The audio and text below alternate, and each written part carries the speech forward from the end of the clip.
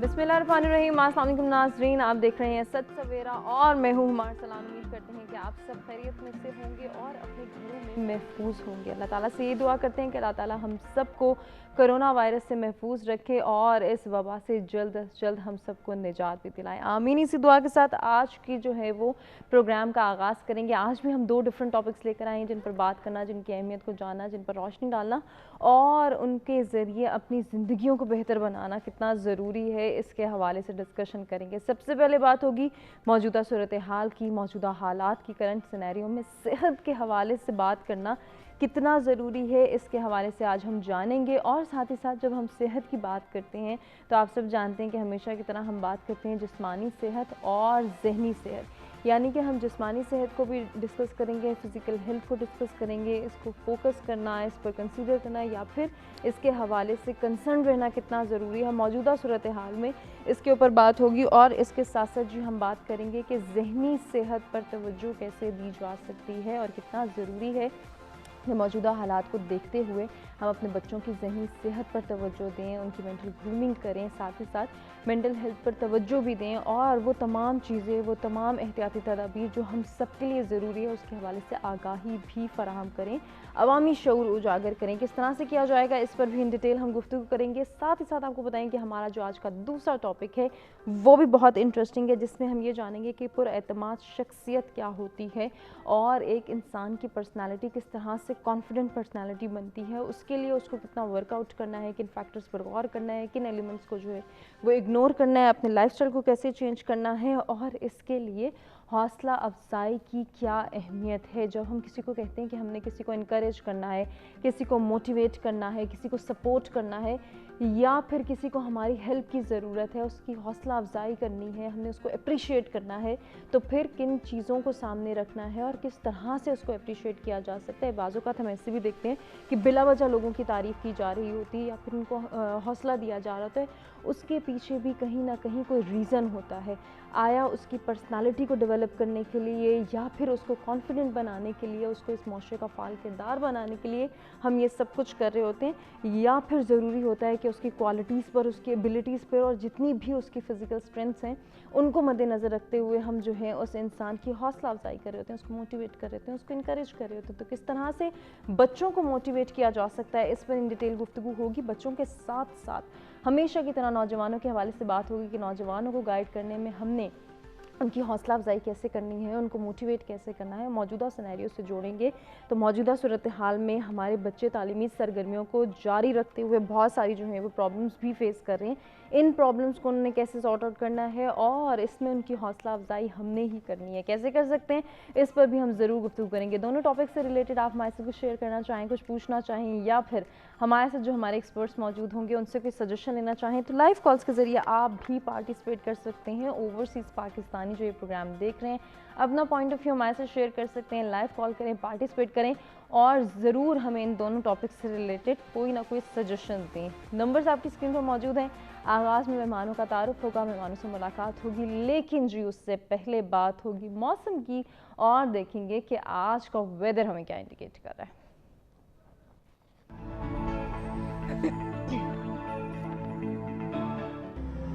जी start लेंगे इस्लामाबाद के weather से। मैक्सिमम टेम्परेचर 35 और मिनिमम 24 डिग्री सेंटीग्रेड। लाहौर की बात करेंगे, मैक्सिमम टेम्परेचर 40 और मिनिमम 28 डिग्री सेंटीग्रेड।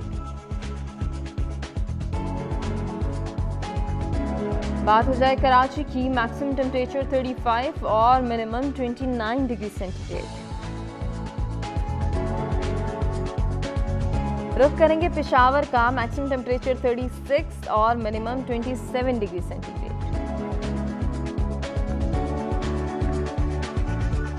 कोयटा का अहवाल आपको बताएं, मैक्सिमम टेम्परेचर 33 और मिनिमम 16 डिग्री सेंटीग्रेड।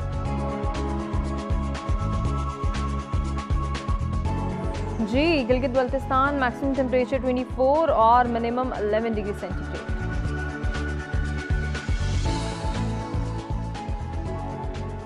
जी लास्ट में बात करेंगे मुजफ्फराबाद की, मैक्सिमम टेम्परेचर 32 और मिनिमम 18 डिग्री सेंटीग्रेड आज रिकॉर्ड किया गया है।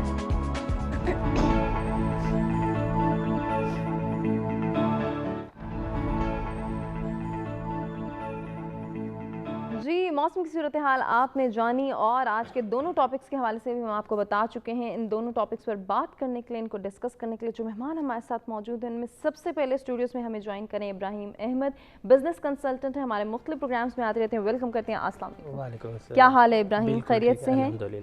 इब्राहिम के साथ आज के जो हमारे दूसरे मेहमान हैं, फर्स्ट टाइम सच सवेरा का हिस्सा बन रहे हैं, सैयद मोहम्मद अली फरहान है जी, एडमिनिस्ट्रेटिव ऑफिसर हैं पाकिस्तान थैलेसीमिया वेलफेयर सोसाइटी के। अस्सलाम वालेकुम। आपको भी हम खुशामदीद कहते हैं। आज की तीसरी मेहमान का तारुफ कराते हैं, उनको खुशामदीद कहेंगे। नाज़िया हामिद हमारे साथ मौजूद हैं, आप सब उन्हें जानते हैं, ट्रेनर हैं, लाइफ स्किल एक्सपर्ट हैं। क्या हाल है नाज़िया, कैसी हैं? आप कैसी हैं? मैं भी बिल्कुल खैरियत से हूँ। गुफ्तगू का आगाज़ करेंगे सबसे पहले इब्राहिम से। इब्राहिम, क्या कहना चाहेंगे? आज का जो हमारा पहला टॉपिक है, सेहत के हवाले से आगाही फराहम करना और इसको रिलेट करना मौजूदा सूरत हाल से। जी, आई थिंक ये बहुत इंपॉर्टेंट टॉपिक है और इसकी सिग्निफिकेंस भी बहुत ज़्यादा है। बहुत जिस तरह आपने बताया, फ़िज़िकल और इमोशनल या मेंटल जो हमारी हेल्थ है, उसके दो वजूहात है। पहली ये है कि अगर आपके असाब ज़रा कमज़ोर हों और आप इतने मेंटली इतने स्ट्रॉन्ग ना हों, तो आप छोटी से छोटी चीज़ के भी जब स्ट्रेस लेते हैं तो वो आपकी इम्यून सिस्टम को डैमेज करते हैं, स्टेमिना उससे ख़राब होता है, तो आपकी फ़िज़िकल हेल्थ भी इफ़ेक्ट होती है।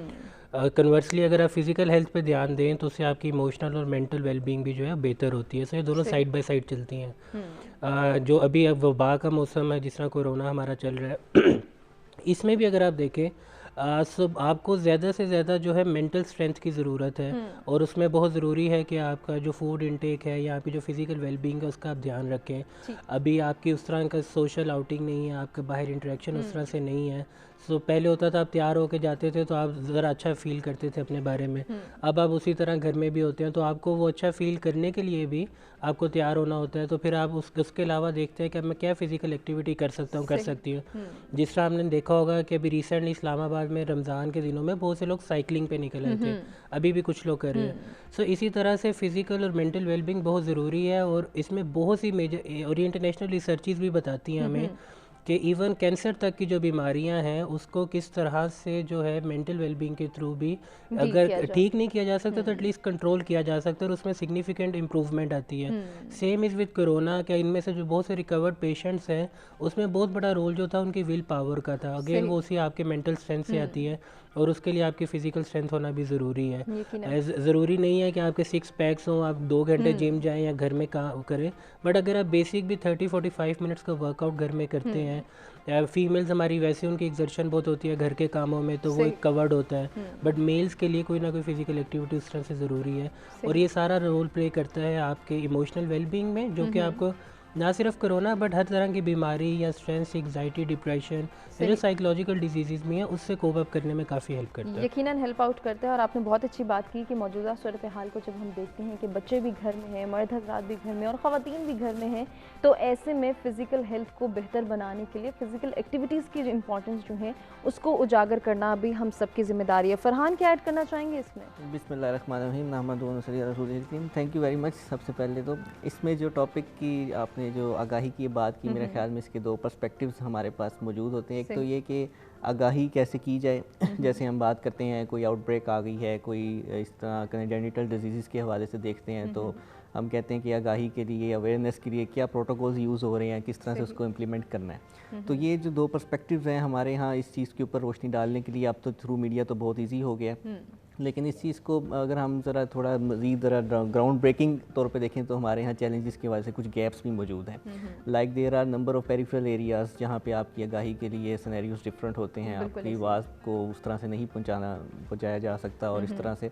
तो दूसरा हमारे यहाँ जो स्पेशली जो जैसे कोविड का आया, ये तो आपने देखा होगा कि सोशल मीडिया के थ्रू एक कैंपेन्स चली और डिफरेंट लोगों ने उसको एक बूम सा क्रिएट कर दिया। तो हमारी सोसाइटी का थोड़ा सा ये है कि स्पेशली जो यूथ है और जो हमारे जो थोड़ी नॉन टेक्निकल किस्म की जो हमारी अप्रोचेज़ हैं उनमें ये होता है कि हम एक चीज़ को लेके और फिर उसको स्प्रेडिंग में चले जाते हैं। तो आगाही के हवाले से बहुत ज़रूरी है कि चीज़ों को सबसे पहले तो ये देखा जाए कि जो एक्चुअल चीज़ें हैं जिनकी वजह से प्रॉब्लम क्रिएट हो रहा है उसको हम कैसे एब्जॉर्ब करें और फिर उसको कैसे आप दूसरों तक पहुँचाएँ। तो इसके लिए हमें डिफरेंट प्रोटोकॉल्स, जैसे मैंने पहले कहा, वो हमें यूज़ करने चाहिए और फिर उसमें सोर्सेज पे जो चीज़ हम लेके आते हैं कि जैसे कोई डिज़ीज़ हमारे पास है, जैसे मैं एक थैलेसीमिया सेंटर से बिलोंग करता हूँ, तो वहाँ पे हमारे पास 94 से हमने अवेयरनेस पे काम शुरू किया है, but still there is huge gap कि आप कहते हैं कि प्री नेटल डायग्नोसिस है, इस तरह की चीज़ें हैं जो नहीं पता और इवन के मेडिकल प्रैक्टिशनर्स को भी नहीं पता, जिस पे हमें बहुत ज़्यादा, तो इसलिए जो मैं कहता हूँ कि जो challenges in the gaps of communication है,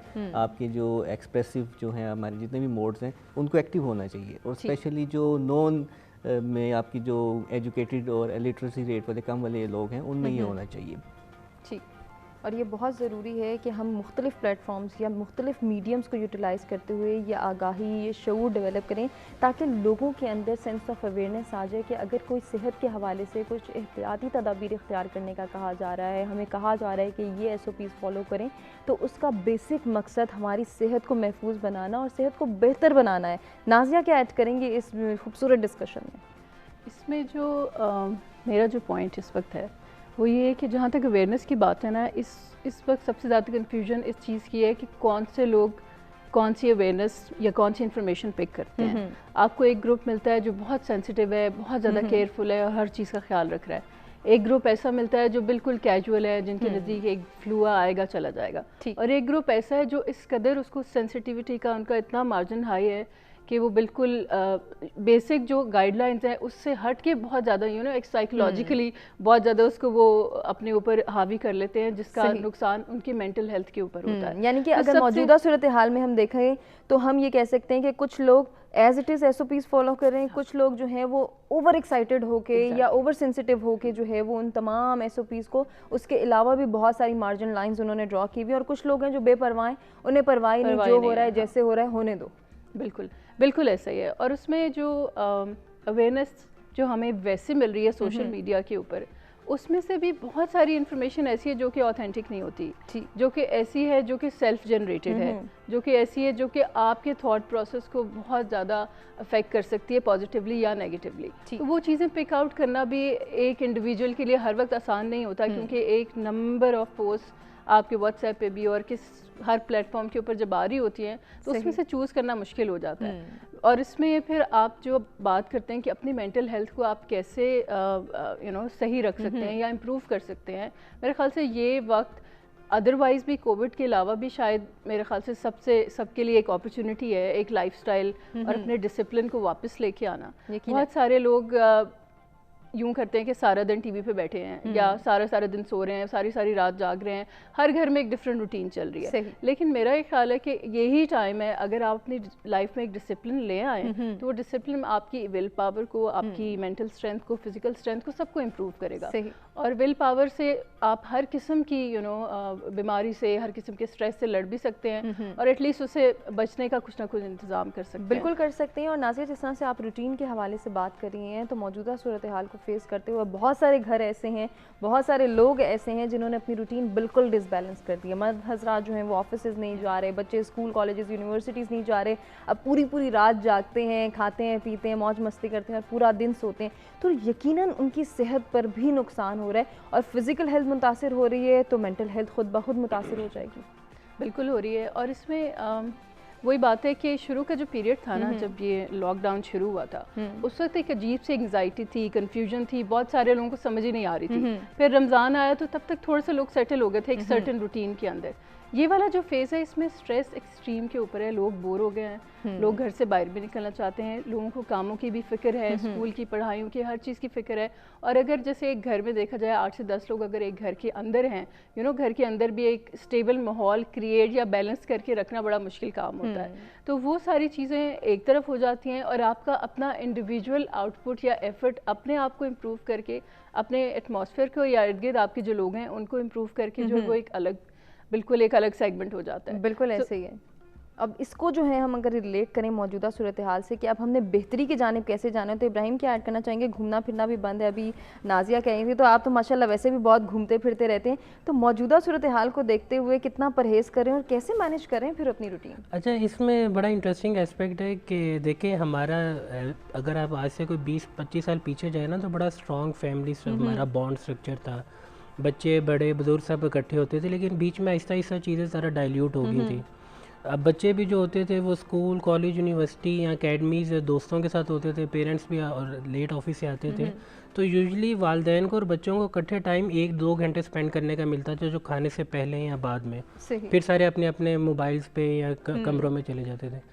लेकिन पिछले 3 महीने से अगर आप देखें तो अब वो सारे लोग उसी 4 दीवारी में बंद हैं। सो वो जिस तरह अभी नाजिया कह रही है वो एक एडिशनल स्ट्रेस है, क्योंकि बेगम को आदत नहीं है कि जो हस्बैंड है वो घर पे 24 घंटे और हस्बैंड को पता नहीं होता था घर की चीज़ें कैसे चल रही हैं, क्योंकि वो ऑफिस होते थे तो अब वो हर चीज़ में इंटरफेयर करते हैं। इसी तरह बच्चों की रूटीन और सब कुछ। सो मेरा ख्याल है इसमें जो सबसे इम्पोर्टेंट चीज़ है कि जिस तरह मैंने जब किया था कि जब ये स्टार्ट हुआ था तो बोर्ड गेम्स जो हैं वो बहुत रोल अच्छा प्ले कर सकती हैं। हमारे यहाँ एक तो मसला ये भी है कि मैंने लूडो भी ऑनलाइन खेलनी है, स्क्रैबल भी ऑनलाइन खेलनी है, लेकिन जो घर के 5-6 लोग हैं उनके साथ अगर आप फिजिकल एक्टिविटी नहीं भी कर सकते तो आई थिंक बोर्ड गेम्स जो हैं, जिस तरह आपके पास मोनोपली है, लूडो हमारी एक बड़ी फेमस बचपन से रही है, इस तरह की जो गेम्स हैं, बैडमिंटन है, अगर आप घर में नहीं खेल सकते बाहर सड़क पे खेल सकते हैं, कैरम खेल सकते हैं। सो वो आपके पास एक आउटलेट होता है। लेकिन तो एक जो स्ट्रेस का जिस तरह नाजिया ने कहा वो इसलिए भी है कि हमें समझ ही नहीं आ रही अब हम क्या करें। सो इस चीज़ को जो है ना आप थोड़ा सा अगर देखें तो मुझे लगता है कि ये बहुत इंपॉर्टेंट एस्पेक्ट है कि ऐसी कौन सी एक्टिविटीज़ हैं जिनको आप as an alternate tool use कर सकते हैं। ज़रूरी नहीं कि आप फुल टाइम उस पर रहें, लेकिन वो एक आपका वेंट सिस्टम बन जाता है ना, कि वेंटिलेशन सिस्टम, कि आप उधर जाके न्यूट्रलाइज हो जाते हैं। और ट्रैवलिंग लाइक यू सेड कि अब इस तरह की तो बंद है डेफिनेटली, लेकिन जो यूजुअली आप क्या कर सकते हैं, टेक अवे जिस तरह काफ़ी रेस्टोरेंट्स के खुले हुए हैं, so maybe you can drive around the city. मैं जो फिजिकल एक्टिविटी फॉलो कर रहा हूँ वो अपने फ्रेंड्स के साथ, हम 4-5 लोग हैं, तो हम डेली की 20-25 किलोमीटर साइकिलिंग अभी भी कर रहे हैं। हमने स्टार्ट फरवरी में की थी, लेकिन वो अब चूँकि काफ़ी लोग आना शुरू हो गए, तो अब आप देखेंगे एक रूटीन बहरहाल है। इस्लामाबाद में कुछ सेक्टर्स में, कराची में बहुत से लोग कर रहे हैं, लाहौर में बहुत से लोग कर रहे हैं। एंड टू माई सरप्राइज़ के उससे हुआ ये कि बहुत सी चीज़ें जो साइकिलिंग से रिलेटेड थी वो बहुत एक्सपेंसिव भी होगी बाय द वे। बिल्कुल ऐसे ही है। सो वो जो चीज़ें एक रूटीन आपको छोटे छोटे ग्रुप 5-6 का 10-15 का नज़र आएगा, जो या सुबह अर्ली मॉर्निंग कर रहे होंगे, रात में कर रहे होंगे। सो लोग अपनी अपनी जगह पे कोशिश कर रहे हैं, but at the same time चूँकि रूटीन डिस्टर्ब है, जैसे नाजिया ने कहा है, तो उसका एक टोल ज़रूर है जो कि अभी वो नौजवानों में, पेरेंट्स में, सब पे वो चल रहा है। सही। तो साइकिलिंग का आपके ऊपर क्या असर हुआ? कुछ चेंज फील किया? फिजिकल हेल्थ में बेहतरी आई या मेंटल ग्रूमिंग की तरफ जब है तवज्जो दी तो सोचा साइकिलिंग शुरू करता हूँ, अच्छा अब इसका अच्छा असर होगा? मौजूदा सूरत हाल में भी ज़रूरी है कि इम्यून सिस्टम को भी बूस्ट करती है साइकिलिंग। बिल्कुल। और टू बी ऑनेस्ट मैंने जो स्टार्ट किया था वो इसलिए किया था क्योंकि कोरोना जो बीमारी है, कोविड, वो बेसिकली आपके लंग्स को अफेक्ट करती है, और साइकिलिंग जो है वो आपके लंग्स को डायरेक्टली उसको रिलीफ प्रोवाइड करती है। सो एक स्टेमिना बिल्ड जो होता है आपका, उससे तो एक उस वजह से किया था। मुझे जो सबसे ऑब्वियस फ़र्क नज़र आता है वो मेरे एग्रेशन में है, बिकॉज यूजुअली मैं अक्सर कभी कभी छोटी सी बात पे भी काफ़ी एग्रेसिव हो जाता था। सो वो चीज़ अब काफ़ी बेहतर है। चीज़ें वगैरह तोड़ देते थे? नहीं, तोड़ तो नहीं देता था, लेकिन वो वर्बली काफ़ी जो है मैं एग्रेशन में होता था। इवन अगर ड्राइव कर रहा हूँ तो मैं बहुत ज़्यादा हॉर्न बजा रहा हूँ रेस पे और इस तरह सब कुछ, तो वो एक थोड़ा सा ठहराव मुझे लगता है कि उसमें है। फिर दूसरा एक रूटीन बन गया, एक कंपनी बन गया, so we look up to कि यार अच्छा अभी दोस्तों के साथ जाना है, मिलना है, वो गपशप होती है कुछ। फिर साइकिलिंग में जब आप आइडियाज़ डिस्कस कर रहे हो तो फिर बहुत से लोग जो कि अब शुरू हो गए हैं, सो एक वो बॉन्डिंग सी भी है, तो आपको एक होता है कि यार काफ़ी लोग कर रहे हैं रात लेट तक। सही।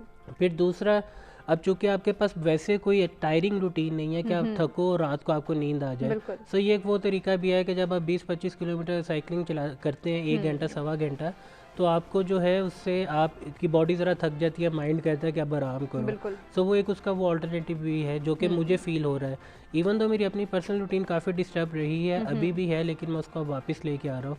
मुझे लगता है शायद मैं यूएस टाइम जोन में चला गया हूँ, जिस तरह नाजिया बता रही थी, रातों को जाग रहे हैं, दिनों को सो रहे हैं, लेकिन इस चीज़ से काफ़ी उस चीज़ में फ़र्क है। सही। और ये होना भी चाहिए, क्योंकि अगर रूटीन बैलेंस होगी और हम अपने आप को नेचर के अकॉर्डिंगली लेकर चलेंगे तो यकीनन हम अपनी सेहत को बेहतर बना सकते हैं। बिल्कुल ऐसे कर सकते हैं। और मैं आपको बताऊं कि जो अर्ली मॉर्निंग साइकिलिंग है, जिस तरह कहते हैं अर्ली मॉर्निंग आपको वॉक करनी चाहिए, जो भी वो सारी चीज़ें, उसका एक बहुत डायरेक्ट इफेक्ट है आपकी ना सिर्फ मेंटल वेलबींग पे, बट आपको उस दिन खुद फील हो रहा होता है। आप जिस तरह सांस ले रहे होते हैं, आपकी बातों में, वो आपकी टोन में वो एक स्पार्क आ जाता है और आपको पता लगता है। ऑब्वियसली शुरू के 4-5 दिन मुश्किल होते हैं स्टेमिना बिल्ड करने में या उसमें।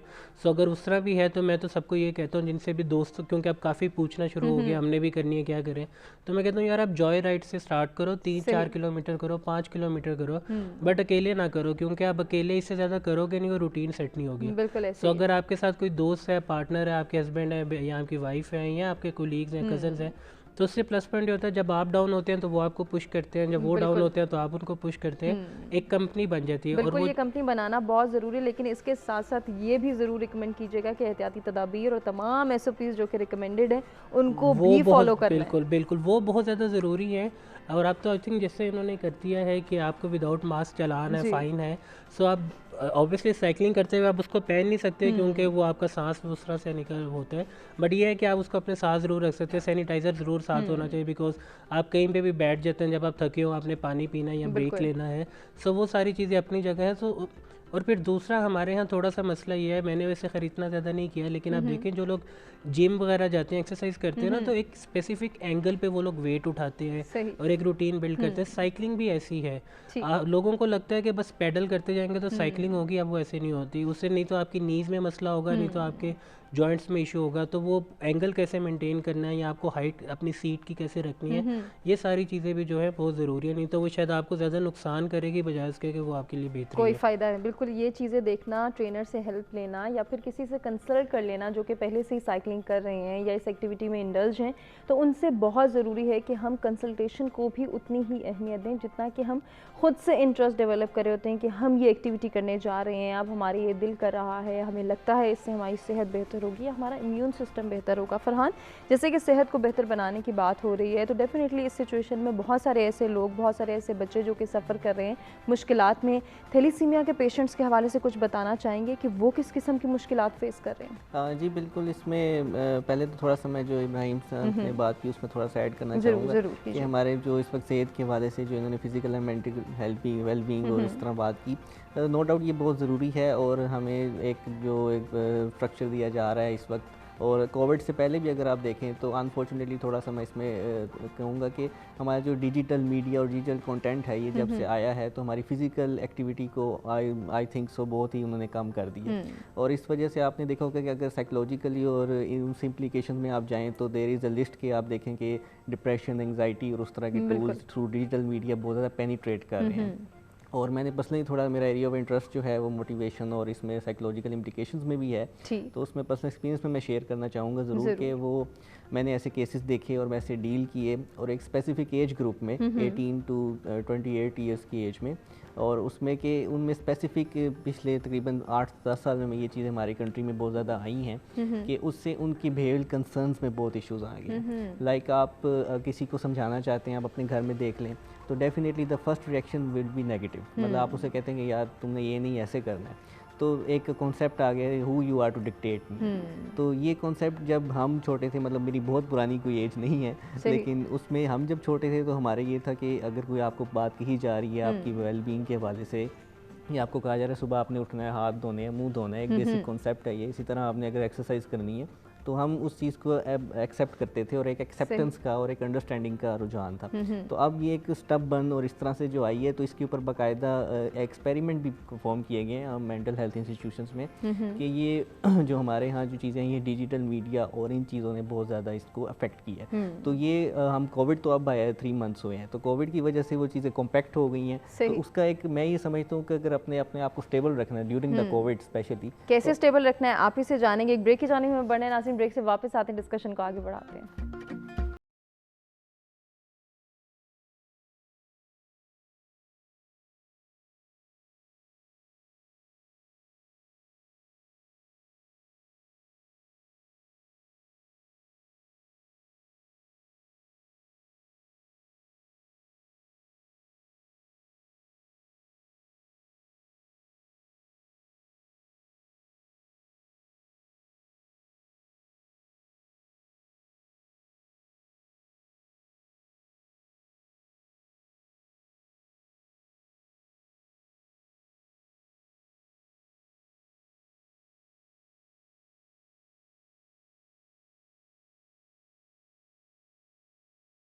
में एक मरतबा फिर से आपको कहेंगे खुशामदीद। मौजूदा सूरत हाल की बात हो रही है और मौजूदा हालात में सेहत से मुतालिक आगाही फराहम करना वक्त की अहम ज़रूरत है। इस ज़रूरत को हम कैसे पूरा कर सकते हैं, अपनी रिस्पॉन्सिबिलिटीज़ को कैसे जान सकते हैं और फिर उनको किस तरह से इम्प्लीमेंट करवाया जा सकता है, लोगों के अंदर, आवाम के अंदर शऊर कैसे उजागर किया जा सकता है और साथ ही साथ उनको आगाह करना है, हमने उनको अवेयर करना है कि वो अपनी सेहत का ख्याल रखें। ख़ुद भी अपनी सेहत के हवाले से जो है हमने कंसर्न रहना है, चाहे वो जिस्मानी सेहत हो या फिर जहनी सेहत हो, इन दोनों पर हमने यकसा तवज्जो देनी है। कैसे दे सकते हैं? बच्चों के हवाले से बात होगी, नौजवानों के हवाले से बात होगी और कहीं ना कहीं हम उन लोगों के हवाले से भी बात करेंगे जो इस वक्त लॉकडाउन पीरियड को गुजार रहे हैं, अपने घरों में मौजूद हैं, बाहर नहीं निकल रहे घरों से। वो किस तरह से एहतियाती तदाबीर फॉलो कर रहे हैं। वो लोग जब घरों से बाहर निकलेंगे इंशाल्लाह, जब ये कोविड-19 ख़त्म हो जाएगा, कोरोना वायरस से हमें निजात मिल जाएगी, तो वो लोग अपनी सेहत को किस तरह से जो है वो मेंटेन कर पाएंगे या फिर वो कौन कौन सी चीज़ें फेस करेंगे, इसको भी हम ज़रूर डिस्कस करेंगे। ब्रेक पे जाने से कबल हम फरहान से गुफ्तगू कर रहे थे और उनसे जानना चाहते थे कि मौजूदा सूरत हाल में थैलेसीमिया के पेशेंट्स क्या सफ़र कर रहे हैं, किन मुश्किलात का उन्हें सामने है और साथ ही साथ हम अपनी सेहत का ख्याल कैसे रख सकते हैं, इस पर वो कुछ कमेंट कर रहे थे मेंटल ग्रूमिंग के हवाले से। स्टेबिलिटी की बात कर रहा था कि अपने मेंटल हेल्थ को कैसे अपने आप को पॉजिटिव रखना है। तो जो पॉजिटिविटी है या जो आपके अंदर किसी भी, जैसे इस वक्त डिप्रेशन का भी फेस चल रहा है, वो आपके मतलब कहीं से आना नहीं, आपने खुद ही इंसान ने अपने, जो मैं समझता हूँ सबसे बड़ा साइकोलॉजी इंसान खुद होता है अपने आप का। तो अगर वो अपना सेल्फ एनालिसिस करे तो हमें कोविड के हवाले से देखना चाहिए कि जहाँ पे ये नेगेटिविटी आ रही है कि हमें कॉम्पैक्ट कर दिया गया है, अंदर कर दिया गया है, इसका एक पॉजिटिव पर्सपेक्टिव ये भी है कि आपके पिछले कई सालों से एक रूटीन थी कि आपका अपना इंटरेक्शन, सोशल सर्कल जो फिजिकल था वो बहुत कम हो चुका था। आपका इंटरेक्शन उस तरह से आपके घर वालों से नहीं था, आपका कम्युनिकेशन गैप आ गया था, आपके बैरियर्स आ गए थे, आपके पास खाने का टाइम नहीं था एक टेबल पे बैठने के लिए अपने घर वालों के साथ। तो कोविड की वजह से एटलीस्ट आपकी ये चीज़ें पॉजिटिविटी आई है, आप अपने घर वालों को टाइम देते हैं, घर वाले आपको टाइम देते हैं। और फिर एक और पॉजिटिव आंसर जो टॉलरेंस मैंने नोट किया घरों के अंदर, आप देखें कि पहले इंटॉलरेंस इस तरह से थी कि ज़रा से किसी ने बात कर दी, गाड़ी पकड़ी और निकल गए, मतलब आपने क्योंकि तुमने मुझे ऐसे क्यों कह दिया। अब ये कि बाहर आपने निकलना नहीं है तो आपने घर में ही रहना है, तो यू हैव टू, आपने अपने आप को देखना कि यार अच्छा मेरे घर में अगर ये इशू है तो मैं इस चीज़ को देखूँ कि मुझे घर में ही रहना है, ये मेरे घर में है, मुझे बर्दाश्त करना है। और life is the name of compromise. Her relationship में ये नहीं है कि हम स्पेसिफिकली कोई मैरिड लाइफ की बात करें, हर रिलेशनशिप में। तो जहाँ तक आपने सेकंड हमारे जो फोकस था उस पर थैलेसीमिया के हवाले से, इस वक्त बहुत हमारे पास इस वक्त ब्लड की शॉर्टेज चल रही है और उन बच्चों की जहाँ पे हेल्थ तो ऑलरेडी एक इम्यूनो कम्प्रोमाइज्ड होते हैं वो, इसके अलावा जो ब्लड ट्रांसफ्यूजन है वो इसका मेजर सोर्स होता है उनके लिए। और उसके लिए हम बहुत ज़्यादा सीरियसली कोशिश कर रहे हैं, चूँकि एकेडमिक इंस्टीट्यूशंस बंद हैं। तो आपके प्रोग्राम का मेन तवस्सुल भी मुझे यही होगा कि आप इसके लिए कोशिश करें कि जो डोनेशन है, ब्लड डोनेशन, उसको ज़रा अब लोगों तक पहुँचाया जाए कि बच्चों की ज़िंदगी का यही सवाल है। क्योंकि ये इसका सेकंड पर्सपेक्टिव ये है कि अक्सर लोगों में कुछ मिसकंसेप्शंस भी हैं कि ब्लड देने से पता नहीं क्या हो जाएगा, या कुछ ने ऐसा भी पूछा कि कोरोना के दिन चल रहे हैं तो जी कोरोना ना हो जाए। इस ब्लड ट्रांसफ्यूजन से कोई कोरोना का ताल्लुक नहीं है। आपकी जहाँ तक हेल्थ भी वेलबींग की ताल्लुक है, ब्लड डोनेशन आपकी जैसे नेल्स हैं, हेयर्स हैं, ग्रो करते हैं, इसी तरह आपकी बॉडी का ब्लड ग्रो करता है। तो शुरू में प्रेसिडेंट पाकिस्तान ने खुशी तौर पे इसको फोकस किया जब आया मार्च का ये कोविड का आउटब्रेक, तो उसके बाद से बहुत डोनेशंस आई। फिर उसके अलावा 3 माह हमारे अच्छे गुजर गए। अब ये दोबारा ईद के बाद ज़रा हमें फेस करने पड़ी ये इसकी ट्रबल। तो आई होप इंशाल्लाह हमारी कौम और स्पेशली यूथ बड़ी मोटिवेटेड है, इंशाल्लाह वो हमसे कोऑपरेट करेंगे। इंशाल्लाह ज़रूर कोऑपरेट करेंगे और हम भी दुआ गो हैं कि अल्लाह ताला उन बच्चों की मुश्किलात आसान करें। नाज़िया, जैसे कि अभी बात हुई थी मेंटल हेल्थ को बेहतर बनाने के हवाले से, तो अक्सर औकात ये देखने में आया, कॉमन हमारी प्रैक्टिस है कि अगर फ़िज़िकल हेल्थ मुतासर होती है, हम बीमार होते हैं तो फ़ौरन हम कंसल्ट भी करते हैं, हम कोशिश भी करते हैं कि जल्द से जल्द हम ठीक हो जाएँ। मौजूदा सूरत हाल में तो ज़्यादा कोशिश करते हैं, बुखार हो गया, खांसी हो गई, फ्लू हो गया तो फ़ौरन से ठीक हो जाएँ। लेकिन अगर मेंटली किसी डिसऑर्डर का शिकार हो रहे हैं हम, या कहीं ना कहीं कोई डिसबैलेंस हमें फ़ील हो रहा है, हम फेस कर रहे हैं, हमारे से मुंसलिक जितने लोग हैं वहाँ उनके अंदर हम देख रहे हैं कि कोई डिसऑर्डर का वो शिकार हो रहे हैं या कहीं ना कहीं कोई डिसबैलेंस है, तो हम उसको कंसीडर नहीं करते और हम कोशिश करते हैं कि ज़्यादा से ज़्यादा इसको इग्नोर किया जाए। क्या इग्नोर करना वाहिद हल है? नहीं, इग्नोर करना तो बिल्कुल हल है ही नहीं। इग्नोर करने का मतलब है कि आप अपनी प्रॉब्लम को ना 10 टाइम्स और ख़राब करते जाओ, और ना सिर्फ अपने लिए बल्कि आपके इर्द गिर्द के जो लोग हैं वो ज़्यादा मुतासर होते हैं। और मेंटल हेल्थ का जो हमारी सोसाइटी में एक टैबू समझा जाता है अनफॉर्चुनेटली अभी तक, हालांकि उसके बारे में बहुत बात होती है, अब लोग बहुत अवेयरनेस रेज़ करने की कोशिश करते हैं, मगर ज़्यादातर जो मेजॉरिटी है वो मेंटल हेल्थ के बारे में बात करने को इतना मुनासिब नहीं समझती। उसकी बहुत सारी रीज़न्स हो सकती हैं।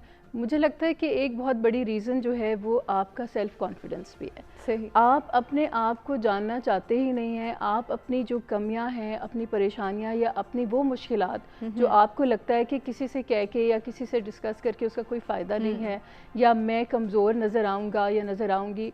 सो ये एक थॉट प्रोसेस लोगों के अंदर आम तौर पे पाया जाता है कि आप अपने कॉम्प्लेक्सेस को, जो कि आपके मेंटल प्रोसेस या मेंटल डिसऑर्डर्स, एक गलत वर्ड है लेकिन व्हाट आई मीन इसकी जो एक आपका स्ट्रेस होता है ना, आपको साइकोलॉजिकली बहुत सारी चीज़ों के साथ मिल मिला के वो बहुत ज़्यादा बन जाता है। सही। और इसलिए बहुत ज़रूरी है इस बारे में अपने आप को सबसे पहले अवेयर करने की कि जब तक आप उस स्ट्रेस से खुद कंफर्टेबल नहीं है ओपनली बात करने के लिए, उसको एक्सेप्ट करने के लिए, कोई दूसरा उसको ना समझ पाएगा ना अंडरस्टैंड कर पाएगा।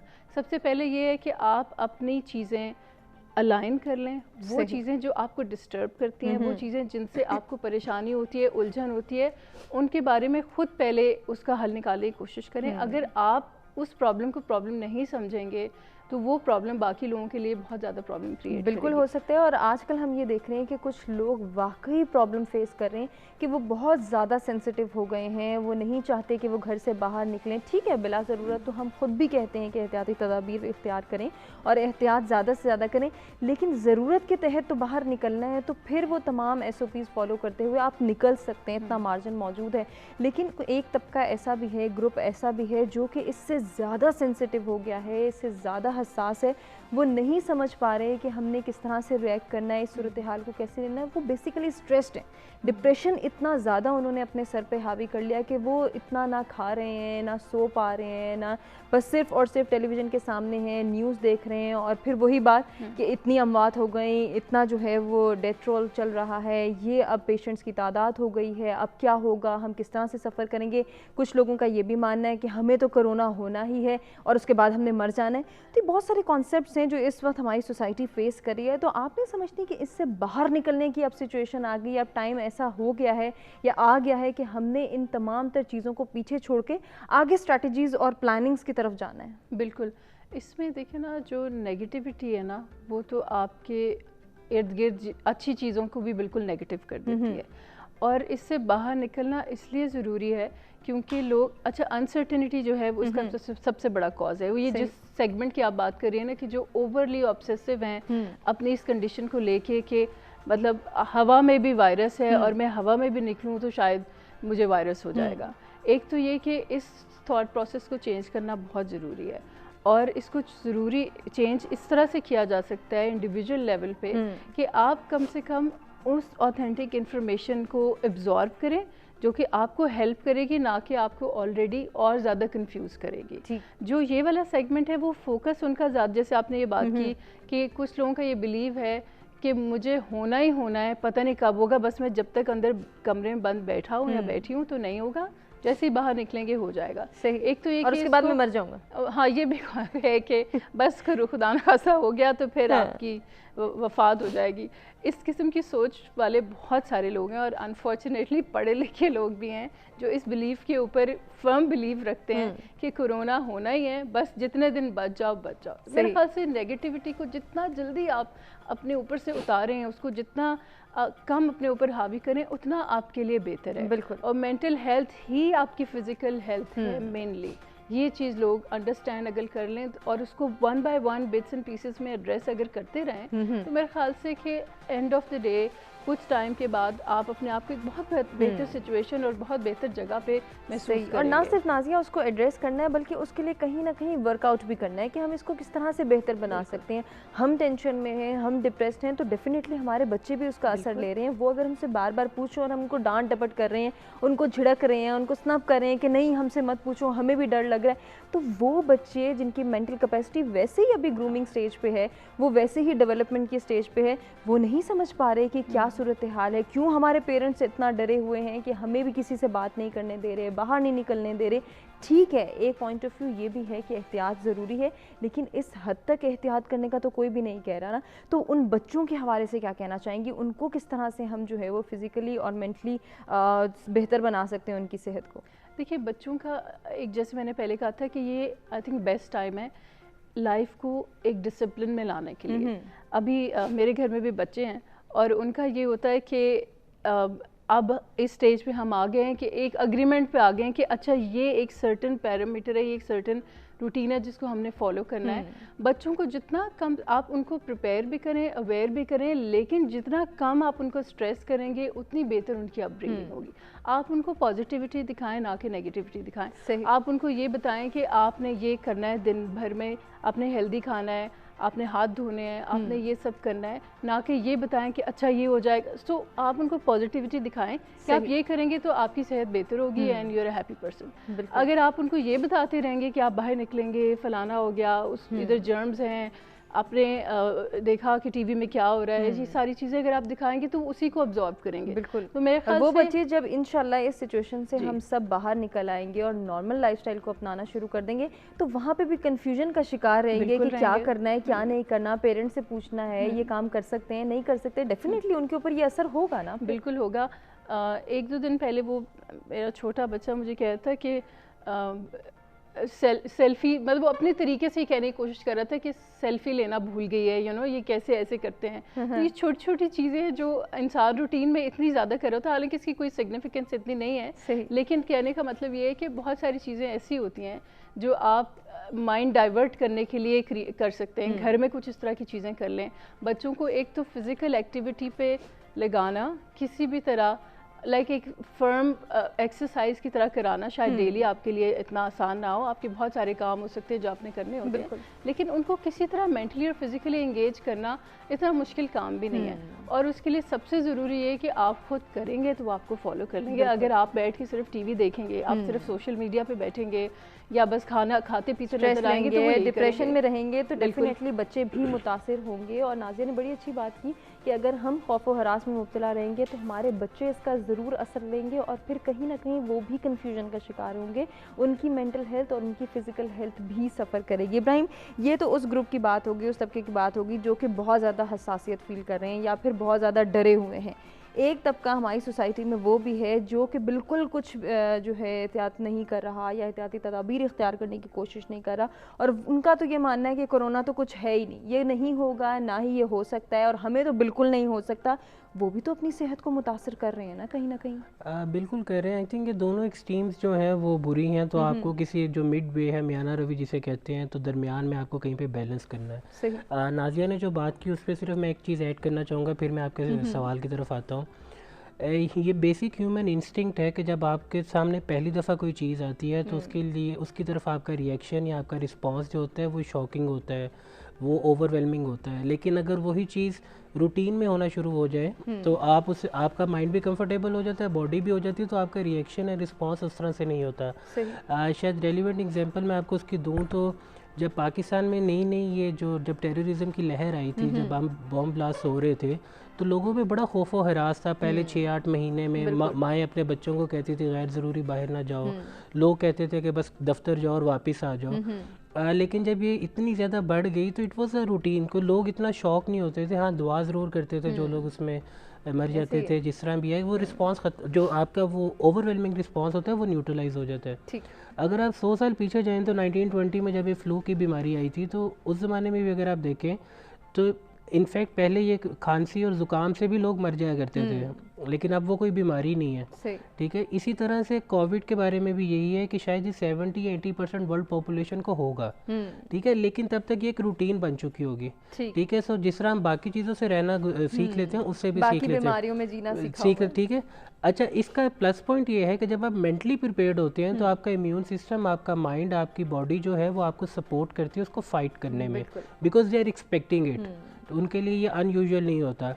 सो ये हमारे यहाँ इस चीज़ को जो स्पेशली जो ओवरली कॉशियस लोग हैं, आई थिंक मैंने एक वीडियो देखी थी, शायद ब्रिटिश डॉक्टर की थी, जो बायोलॉजिस्ट था, उसने कहा था कि बहुत ज़्यादा सैनिटाइज़र यूज़ करना, बहुत ज़्यादा हाइजीन का ख्याल रखना भी आपके लिए इतना फ़ायदेमंद नहीं है, क्योंकि जब तक आप थोड़ा बहुत गंदे नहीं होंगे, गंद में नहीं जाएंगे, तब तक आपकी बॉडी में वो बैक्टीरिया, वो जर्म्स, वो एंटीबॉडीज़, वो रेसिस्टेंस, जो इम्यूनिटी है वो डेवलप नहीं होगी। सही। इसकी एग्जांपल आपको प्राइम मिलती है, जब ये कोविड आया भी था तो हमारे यहाँ एक बड़ा एक शक ये था कि स्पेशली जो स्लम्स में लोग रहते हैं या जो बिल्कुल ब्लू कॉलर जॉब करते हैं लोग, या गांव में देहातों में, शायद ये बहुत तेज़ी से फैलेगा क्योंकि वहाँ पे मिलना मिलाना सब कुछ अपनी जगह है। हम लोग शायद एहतियात कर लेंगे, हम सफाई का भी ख्याल रख लेंगे, वो शायद अफोर्ड भी नहीं कर सकते।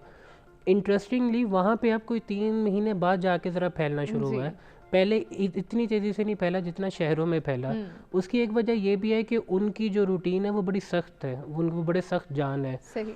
वो धूप में काम करते हैं, वो उनका एक विटामिन इनटेक बिल्कुल बेहतर है, और आई थिंक इसमें सबसे ज़्यादा ज़रूरी आपका विटामिन है, क्योंकि आपके विटामिन इनटेक जो है वो आपके, चाहे वो फ्रूट से हो, सनशाइन से हो, वो आपको इम्यून सिस्टम को बेहतर करता है।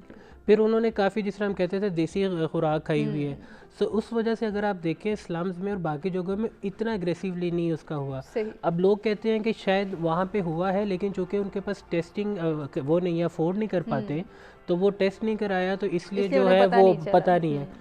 लेकिन उसका काउंटर ये है कि देखें, आपको हॉस्पिटल्स में बहुत ज़्यादा डेथ्स का वैसे नहीं पता लगा कि फॉर एग्जांपल स्लम्स में या किसी एरिया में क्रॉनिक डिजीज़ से या रेस्पिरेटरी डिजीज़ से डेथ्स हो रही हैं, क्योंकि देखें अगर अल्लाह ताला माफ़ करे कोई कोरोना से इफेक्टेड है, वो टेस्ट नहीं भी कराता, लेकिन जब उसके लंग्स फेल होंगे तो जब वो उसकी डेथ होगी तो पता लगेगा ना कि रीज़न क्या थी, रेस्पिरेटरी फेलियर था, जो भी था, लेकिन आपको वो नंबर भी उस तरह से हाई नहीं मिल रहा।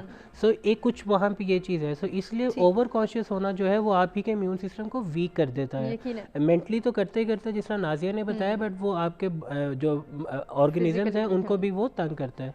सो लाइक वाइज अब जिस तरह आपने कहा जो दूसरे लोग हैं जो बिल्कुल केयर फ्री है, अच्छा अगेन उसमें भी एहतियात ज़रूरी है। मैं खुद ऐसे लोगों को जानता हूँ जो ऐसे बात करते थे, लेकिन अब वो बहुत केयरफुल हैं क्योंकि वो उनके घरों तक आ गया। और ये अनफॉर्चुनेटली शायद हमारे माशरे का एक डिलेमा ये है कि जब तक किसी के अपने घर में तकलीफ़ नहीं आती, हमें दूसरे की तकलीफ़ नहीं लगती, हमें लगता है ये तो कुछ होता ही नहीं है, हवा और सारा कुछ है। क्योंकि ये बाकायदा पूछा भी जा रहा था कि आपके रिश्तेदारों में से अगर किसी को नहीं है, आपके सोशल सर्कल तो में आप नहीं कैसे है, कह फ्रेंड सकते हैं सर्कल ये में है? नहीं, बिल्कुल आप यकीन करें, आई वॉज सरप्राइज, एक यूनिवर्सिटी के गोल्ड मेडलिस्ट मेरे फ्रेंड, उससे बात हो रही है और उसने कहा ये कुछ नहीं है, ये वो सब कुछ। तो मैंने उसे बताया कि मेरे सर्कल में 2 लोग इफेक्टेड थे और दोनों की डेथ हो गई है। सो उसके बाद उसका काउंटर ये था, आपको कैसे पता कि उनको कोरोना ही था, हो सकता है डॉक्टर ने सिर्फ नंबर पूरे करने के लिए ही किया। सब अब उनको कैसे जवाब देंगे?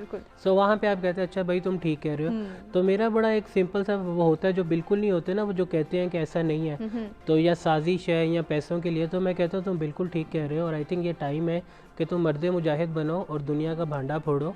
और उसके लिए ज़रूरी ये है कि किसी भी क्वारंटीन सेंटर में जाओ, सबको गले मिलो, तसल्ली दो मरीज़ों को कि आपको कुछ नहीं होगा, और उसकी वीडियो बनाओ। और मैंने कहा मैं तुम्हारे साथ मिलकर दुनिया का राज फाश करूंगा कि ऐसा कुछ नहीं है, ठीक है। तो वो कहते हैं नहीं आप मेरी बात नहीं मानी तो ना माने, मैं तो अपनी ओपिनियन शेयर कर रहा हूँ। तो फिर वहाँ पे आपको पता लग जाता है कि वो इंडिविजुअली जो है उस तरह से उनकी ओपिनियन उतनी रॉक सॉलिड नहीं है। और ये हमेशा होता है, आपको जब भी कोई कहे आप उसको सिर्फ ऐसे कि आई थिंक तुम सही कह रहे हो, तुम्हें आई थिंक तुम क्वारंटीन सेंटर जाओ, उनको मिलो, उनको दिलासा दो, उनकी वीडियो बनाओ, और फिर हम मिलकर दुनिया को 10 दिन बाद बताएंगे। सो वहाँ पे वो खुद भी जो है उनको हो जाता है।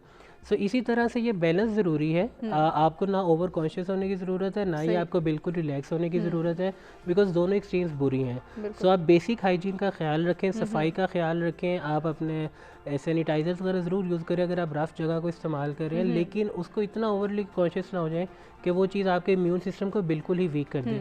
अगेन इस सारे प्रोसेस में मेंटल स्ट्रेंथ के लिए आपकी थेराप्यूटिक एक्टिविटीज़ और आपके फिजिकल स्ट्रेंथ के लिए आपकी फिजिकल एक्टिविटी, ये दोनों चीज़ें बहुत ज़रूरी है। जब चाहे आप कोई वर्कआउट करें, चाहे आप सिर्फ वॉक करें, चाहे रनिंग करें, चाहे आप साइकिलिंग करें, रूटीन को बैलेंस कर लें। अच्छा मज़े की बात यह है, अगर आप कोविड के जितने भी देखें ना, जो भी इवन इंटरनेशनल रिसर्चेस भी हैं, उसका जो भी उसका सोल्यूशन है या जो उसका इलाज है, उसकी बॉटम लाइन ये है कि इंसान के बच्चे बनो, विच इज़ कि आप ग्रीन चीज़ें ज़्यादा खाएं, विच इज़ लाइक सब्जियां ज़्यादा खाएं, फल ज़्यादा खाएं, फूड इंटेक बेहतर करें, ये प्रोसेस फूड बिल्कुल छोड़ दें, फास्ट फूड को बिल्कुल छोड़ दें, सॉफ्ट ड्रिंक्स को छोड़ दें, विटामिन इंटेक बेहतर रखें, चाहे वो फलों से सब्जियों से हो, चाहे और कम से कम 20-25 मिनट आप धूप में ज़रूर खड़े हों। अब ये क्या है, और कुछ फिजिकल एक्टिविटी रखें। ये बेसिकली वही है जिस तरह नाजिया ने भी बात की कि लाइफस्टाइल चेंज हो रहा है और इसकी बॉटम लाइन ये है कि इंसान के बच्चे बने जो अब प्रोसेस फूड बाहर के मुल्कों में शायद इसलिए भी बहुत ज़्यादा केसेस थे क्योंकि उनको आदत है पैकेट फूड खाने की, फास्ट फूड की, बस उन्होंने एक एक कैंस ले लिए जो उन्होंने 15-15 दिन चलाने हैं घरों में। यहाँ पे एटलीस्ट हमारे यहाँ माएँ जो है, हमारे घर में ख़वातीन जो है वो सब्जियाँ, दालें, ये सारी चीज़ें बनाते हैं। इसी तरह गर्म चीज़ों का इस्तेमाल हो गया, यखनियाँ और सारा कुछ। सो बेसिक जो है लाइफस्टाइल शिफ्ट है जिसमें आपके मेंटल फिजिकल एक्टिविटीज़ भी शामिल है और फूड इनटेक जो है वो सबसे ज़्यादा की रोल प्ले एक और मसला इब्राहिम आपकी बात से मुझे याद आया कि उसको भी हम डिस्कस कर सकते हैं। सेहत से मुतालिक बात हो रही है, सेहत को बेहतर बनाने के हवाले से आगाही फराहम करने की बात हो रही है। तो हम ये देखते हैं कि बहुत सारे लोग जो कि एहतियात कर रहे हैं और उनका मानना यही है कि हम एहतियात के लिए ऐसी बहुत सारी रेमेडीज़ फॉलो कर रहे हैं, ऐसे बहुत सारे टोटके इस्तेमाल कर रहे हैं, ऐसी बहुत सारी चीज़ें जो कि हमारे पास आ रही हैं सोशल मीडिया के थ्रू, व्हाट्सएप ग्रुप में आ रही हैं, या फिर हम देख रहे हैं कि किसी ने हमें हमारे साथ शेयर किया, हमारे किसी ख़ास रिलेटिव ने या फ्रेंड ने बताई और वो फ़ौरन से हम अप्लाई कर लेते हैं। वो भी तो फरहान सेहत को नुकसान पहुँचा रहे हैं। ऐसे बहुत सारे कहवे का इस्तेमाल किया जा रहा है, ऐसी बहुत सारी जड़ी बूटियों का अब इस्तेमाल शुरू कर दिया लोगों ने। हम ये नहीं जानते कि आया ये हमारे लिए एप्लीकेबल है, ये हमारे लिए बेहतरी की जानिब लेके जाएगा, या कहीं ना कहीं हमें नुकसान भी पहुंचा सकता है। हम बगैर सोचे बगैर समझे ये सब चीज़ें जो हैं सिर्फ अप्लाई करते चले जा रहे हैं। तो यहाँ भी हमने एहतियात करनी और यहाँ भी हमने जो है अवेयरनेस क्रिएट करनी। कैसे कर सकते हैं? बिल्कुल आगाही की बात जैसे हो रही है, तो इस वाले से बिल्कुल ये आपने बहुत अच्छा पॉइंट हाईलाइट किया कि हमारे यहाँ जैसे मैंने पहले का कंटेंट जो आता है डिजिटल, उसको हम इतना फोकस कर लेते हैं और फिर हम कहते हैं कि जी इस तरह हमने इस चीज़ को लेके चलना है। लेकिन उसमें जो हमारे जो जिस कोविड की अगर स्पेसिफिकली एग्जांपल लें तो ये जो टोटके और ये जो चीज़ें आई उसकी इशू ये था कि आपके पास जो की नोट के लेवल के जो आपके मेडिकल और वायरोलॉजिस्ट हैं उन्होंने कोई इसका रिस्पांस नहीं किया कि इसको हम कैसे, इसका कोई आउटकम आई नहीं ना कि हमने इसको कैसे रिजॉल्व करना है। तो उसमें फिर इंसान का नेचुरल फेज़ है कि वो इधर भी हाथ मारता है उधर भी हाथ मारता है कि किसी तरह हम इस चीज़ को ओवरकम कर लें। तो इसलिए मीडिया का यही मैंने कहा कि रोल हमारे यहाँ यूज़ करने का बड़ा इसका नेगेटिव रोल है कि हम उस चीज़ को बगैर किसी ऑथेंटिकेटेड और सोर्स के हम उसको इम्प्लीमेंट करना शुरू कर देते हैं। सेकेंडली ये कि इस हवाले से जैसे आपने कहा कि जो जड़ी बूटियाँ और कहवे की चीज़ों को हमारे पास, उसमें मैं ये कहना चाहूँगा कि आगाही की चूँकि बात है तो अनफॉर्चुनेटली आपने देखा होगा कि अताउर रहमान साहब का जब शुरू में आया इस पे तो पूरे मुल्क में वायरोलॉजिस्ट सेंटर ही नहीं था हमारे पास, और उन्होंने कहा कि अब हम इस्टेब्लिश करें यूनिवर्सिटी ऑफ कराची में। तो ये एक वो अगेन कन्वर्जिंग द चैलेंजेस वाला फेस है कि हमारे पास जो चैलेंजेस हैं उनके अंदर जो गैप्स हैं हमने उनको कवर नहीं किया, हमने फोकस ही नहीं किया कभी वायरोलॉजी को। हमने वायरसेस को, इससे पहले इबोला वायरस था उसकी एक आई, हमने कहा जी वो एक यूनिक एरिया में आया है बस ठीक है। जैसे अभी इब्राहिम साहब ने कहा कि हम इस चीज़ को लेते ही नहीं कि तकलीफ आई है जब तक हमारे अपने घर में ना आए। तो ये एक कॉन्सेप्ट है जिसको हमने एनालाइज करना है और फिर उसमें हमने उस चीज़ को लेके चलना है कि ये जो हमारे पास मटेरियल आ रहा है कि ये जस्टिफाइबल है, और सेकेंडली ये कि जो चीज़ें हमने अपने माहौल के साथ लेके चलनी है, एटियोलॉजिकल फैक्टर्स हैं, एनवायरमेंटल फैक्टर्स हैं, उनको कैसे इंटरलिंक करना है, फिर हम अपनी सोशल आउटकम बना सकते हैं। बिल्कुल बना सकते हैं। और यहाँ पे हमने ये भी देखना है कि जिस सोर्स से हमारे पास इंफॉर्मेशन आ रही है वो ऑथेंटिक है नहीं है, मेरी फिजिकल कैपेसिटी क्या है, किसी दूसरे ने अगर अप्लाई कर ली वो चीज़, हो सकता है उसके लिए बेहतर हो, मेरे लिए बेहतर ना हो। हम बहुत सारी चीज़ें ऐसी हैं जो कि इस्तेमाल करने लग जाते हैं और बल्कि दूसरों को भी मशवरा देते हैं। तो यहाँ पे भी थोड़ी सी अवेयरनेस की ज़रूरत है। फरहान, मैं चाहूँगी थोड़ा सा हाईलाइट करें आप इसको भी कि हमने दूसरों को भी जो है वो इस चीज़ पे नहीं लगाना कि मैं इस्तेमाल कर रहा हूँ तो तुम भी शुरू हो जाओ, और इससे जो है 100% तुम बच भी जाओगे, कोरोना है भी तो वो ख़त्म हो जाएगा। अभी तक ऐसी कोई ऑथेंटिक मेडिसिन, कोई ऑथेंटिक वेरिफिकेशन या कोई ऐसे टोटके रेमेडीज़ नहीं आए कि जिनको इस्तेमाल करने का हम कहा जाए और हम ये वसूख के साथ कहें कि आप भी इस्तेमाल करना शुरू कर दें। तो यहाँ पे भी अवेयरनेस की ज़रूरत है। इसकी बहुत ज़बरदस्त एग्जांपल हमारे पास क्लोरोक्वीन की है कि जैसे आपके अमेरिकन प्रेसिडेंट ने कहा कि जी इसको यूज़ करें, तो आप देखोगे वहाँ पे यूज़ करने से कितनी डेथ्स हुई। नो डाउट कि क्लोरोक्वीन के इफेक्ट्स भी आए पॉजिटिव, लेकिन वो हर एक की इम्यूनिटी आपकी बॉडी के अंदर HMC और HMC2 लेवल्स जो होते हैं बेसिकली इम्यूनिटी के, उनकी जो इंटीग्रेशन होती है, अल्लाह ताला ने एक निज़ाम बनाया है, वो डिफरेंट होती है। आपकी इसी तरह जो बॉडी के रिस्पॉन्स होता है, आपका स्टमक डिस्टर्ब होता है, आपको हो सकता है वो मेडिसिन से फ़र्क पड़ता हो, मुझे नहीं पड़ेगा, ठीक है। मुझे स्टमक डिस्टर्ब हो तो मेरे मेंटल हेल्थ पे भी इशू हो जाता है, डेफिनेटली हो सकता है। तो इस तरह की जो हमारे पास जब आती हैं रेमेडीज़ तो फिर हम डिफरेंट पर्सपेक्टिव में देखते हैं और फिर हम उसने कह दिया कि तुम ये कर लो, वो बेचारा अपनी शायद हमदर्दी में तो ये नेकी कर रहा होगा, हम उसको बेचारे को नहीं क्रिटिसाइज करते, लेकिन ये है कि हमें ये खुद सोचना है, लेकिन ये उसकी भी जिम्मेदारी है, उसके अंदर भी ये सेंस ऑफ रिस्पांसिबिलिटी आनी चाहिए कि मैं अगर किसी को ये मशवरा दे रहा हूँ तो इसका नुकसान भी वो फेस कर सकता है, उसके आफ्टर इफेक्ट्स भी तो देखने हैं। हमें विदाउट ऑथेंटिकेशन किसी चीज़ को स्प्रेड नहीं करना चाहिए, स्पेशली इन क्लिनिकल अफेयर्स के। हमें बिल्कुल, और हम ये देख रहे हैं कि आजकल तो बच्चों के हवाले से भी कहा जा रहा है कि खुद भी पिएं ये कहवा, फलानी चीज़ डाल दें, ये डाल दें, वो डाल दें, और बच्चों को भी दें। तो बच्चों का तो बेचारों का स्टमक वैसे इतना वीक है, और वैसे ही हमने उनको प्रोसेस्ड फूड, फ्रोजन फूड्स पे लगाया हुआ है, जंक फूड के इतने आदी बना चुके हैं, तो बच्चों पे तो ज़्यादा असर होने के चांसेस हैं कि उनका नुकसान भी हो सकता है। तो बच्चों से रिलेटेड चूँकि आप डील भी करते हैं, तो उनकी सेहत को बेहतर बनाना कितना ज़रूरी है, और ऐसे में वालिदैन अपना किरदार कैसे अदा कर सकते हैं? इसमें हमारे पास जैसे बच्चों के आते हैं वालिदैन, और उनको ये चाहिए कि अपने जो उनकी जो कैपेसिटीज़ हैं कि वो अपने सोर्सेज को देखें, और फिर उसमें बच्चों के पास, अब हमारे यहाँ एक भी कॉन्सेप्ट बच्चे के ऊपर इम्प्लीमेंट कर देते हैं हम चीज़ें कि तुमने ऐसे ही करना है। अब जैसे बच्चे अगर 3-4 साल की उम्र में बच्चे पहुँच रहे हैं, तो आप उनको उस तरह की जो ग़िज़ाएँ हैं आप वो देते हैं। हमारे यहाँ तो एक वो भी अब ट्रेंड चल पड़ा ना कि रेडीमेड हर चीज़ अपने घर के देनी है, तो हमने उस चीज़ पर लगा दिया हुआ है। तो इन चीज़ों के बजाय आप अपनी जो, जब तक आपके पास सोर्सेज मौजूद नहीं है तो आप उस तरफ ना आ जाएं, आप किसी से डिस्कस कर लें, आप शेयर कर लें, आप पूछ लें, आपके पीडियाट्रिशियन मौजूद हैं, आप उनसे मशवरा कर लें। तो पीडियाट्रिशियन के पास हमने जाना नहीं है, हमने अपने स्क्रीनिंग के टेस्ट की तरफ जाना नहीं है। अभी तक ऐसी आवाम मौजूद है जो कहती है हमने कोरोना का टेस्ट नहीं करवाना, सारा ड्रामा है। ऐसी को लोग मौजूद हैं। थैलेसीमिया उन्हें सिम्टम्स फील हो भी रहे होते हैं तो भी वो इन्हीं रेमेडीज़ पे जाते हैं, इन्हीं टोटकों का इस्तेमाल शुरू कर देते हैं और कहते हैं कि हमने डॉक्टर से कंसल्ट नहीं करना। ये कॉन्सेप्ट कितना गलत है और कितना नुकसानदेह है हमारी सेहत के लिए। इस पर मजीद भी गुफ्तगू के सिलसिले को आगे बढ़ाएंगे। हमें एक ब्रेक की जानिब बढ़ना है, ब्रेक से वापस आते हैं, डिस्कशन को कंटिन्यू करते हैं।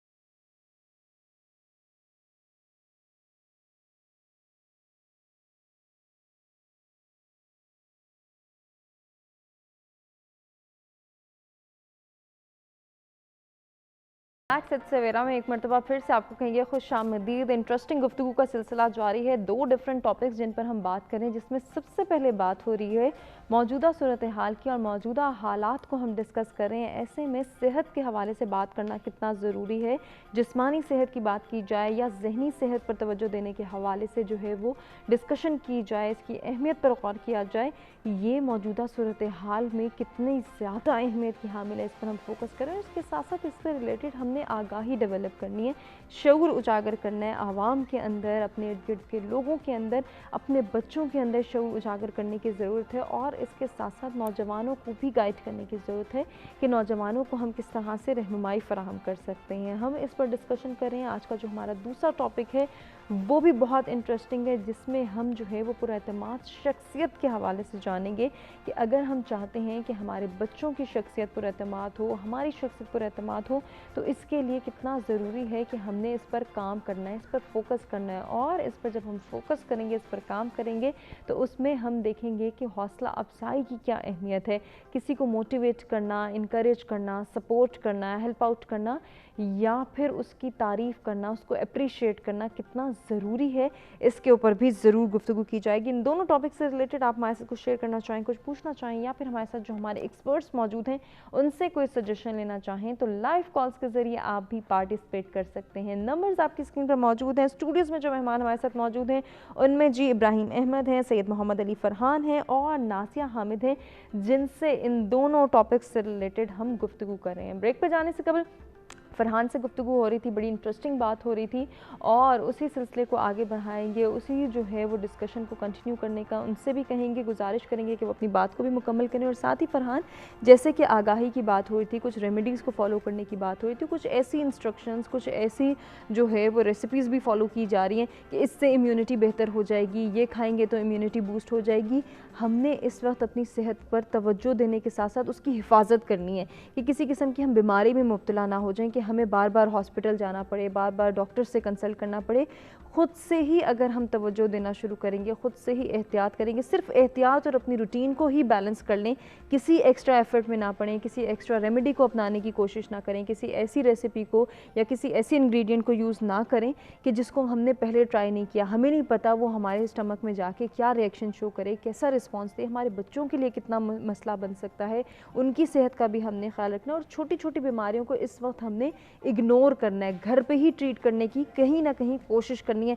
थोड़ा सा इस जानिब में चाहूँगी कि आप तवज्जो दें। हाँ जी, बिल्कुल ऐसे ही है कि जैसे आपने कहा कि एक तो हमें प्रॉपर कंटेंट हमारे पास जैसा आता है कि वो नहीं आता और हम उस पर शुरू कर देते हैं अपनी रेमेडीज़ को और दूसरा जैसे कि आपने कहा कि हम कुछ अपनी सेहत जैसे प्रिवेंशन की जब हम बात कर रहे हैं कि इस वक्त हमारे पास जो बार बार कहा जा रहा है समाजी फासला भी है और हाथ धोने हैं और ये सारा कुछ है, तो आप इसमें देखें कि अगर आप जैसे आपने कहा घर से ही अगर हम कुछ इसकी एहतियात करना शुरू करें बजाय इसके कि आपको हॉस्पिटलाइज होना पड़े और उसमें सारी प्रिवेंशन के लिए फिर क्योर में जाना पड़े, तो उससे बेहतर ये है कि हमारे पास एक अप्रोच अल्लाह ताला ने हमें दी हुई है। एज अ मुस्लिम हम एक नेशन है कि आपने 5 वक्त की नमाज़ पढ़नी है, आपने वज़ू करना है, तो उसमें आपके हाथ भी हैं और आपकी बाजुएं भी धुल जाती हैं और आपका जो है प्रॉपर एक आपको स्पिरिचुअल भी एक तस्कीन मिलती है। तो इस हवाले से हमें अगर हम अपनी सफाई और अपनी चीज़ों को आप देखें कि ये सब कुछ जो हुआ है इसमें आप कुछ एरियाज़ अगर आप देखें पाकिस्तान के जो थोड़े पॉवर्टी वाले एरियाज़ हैं उनमें है हाइजीन का सिस्टम कैसा था, आपकी जो कुछ लैब्स हैं उनमें हाइजीन का सिस्टम प्रॉपरली नहीं है, आपकी क्लीनलीनेस नहीं है, आपके घरों में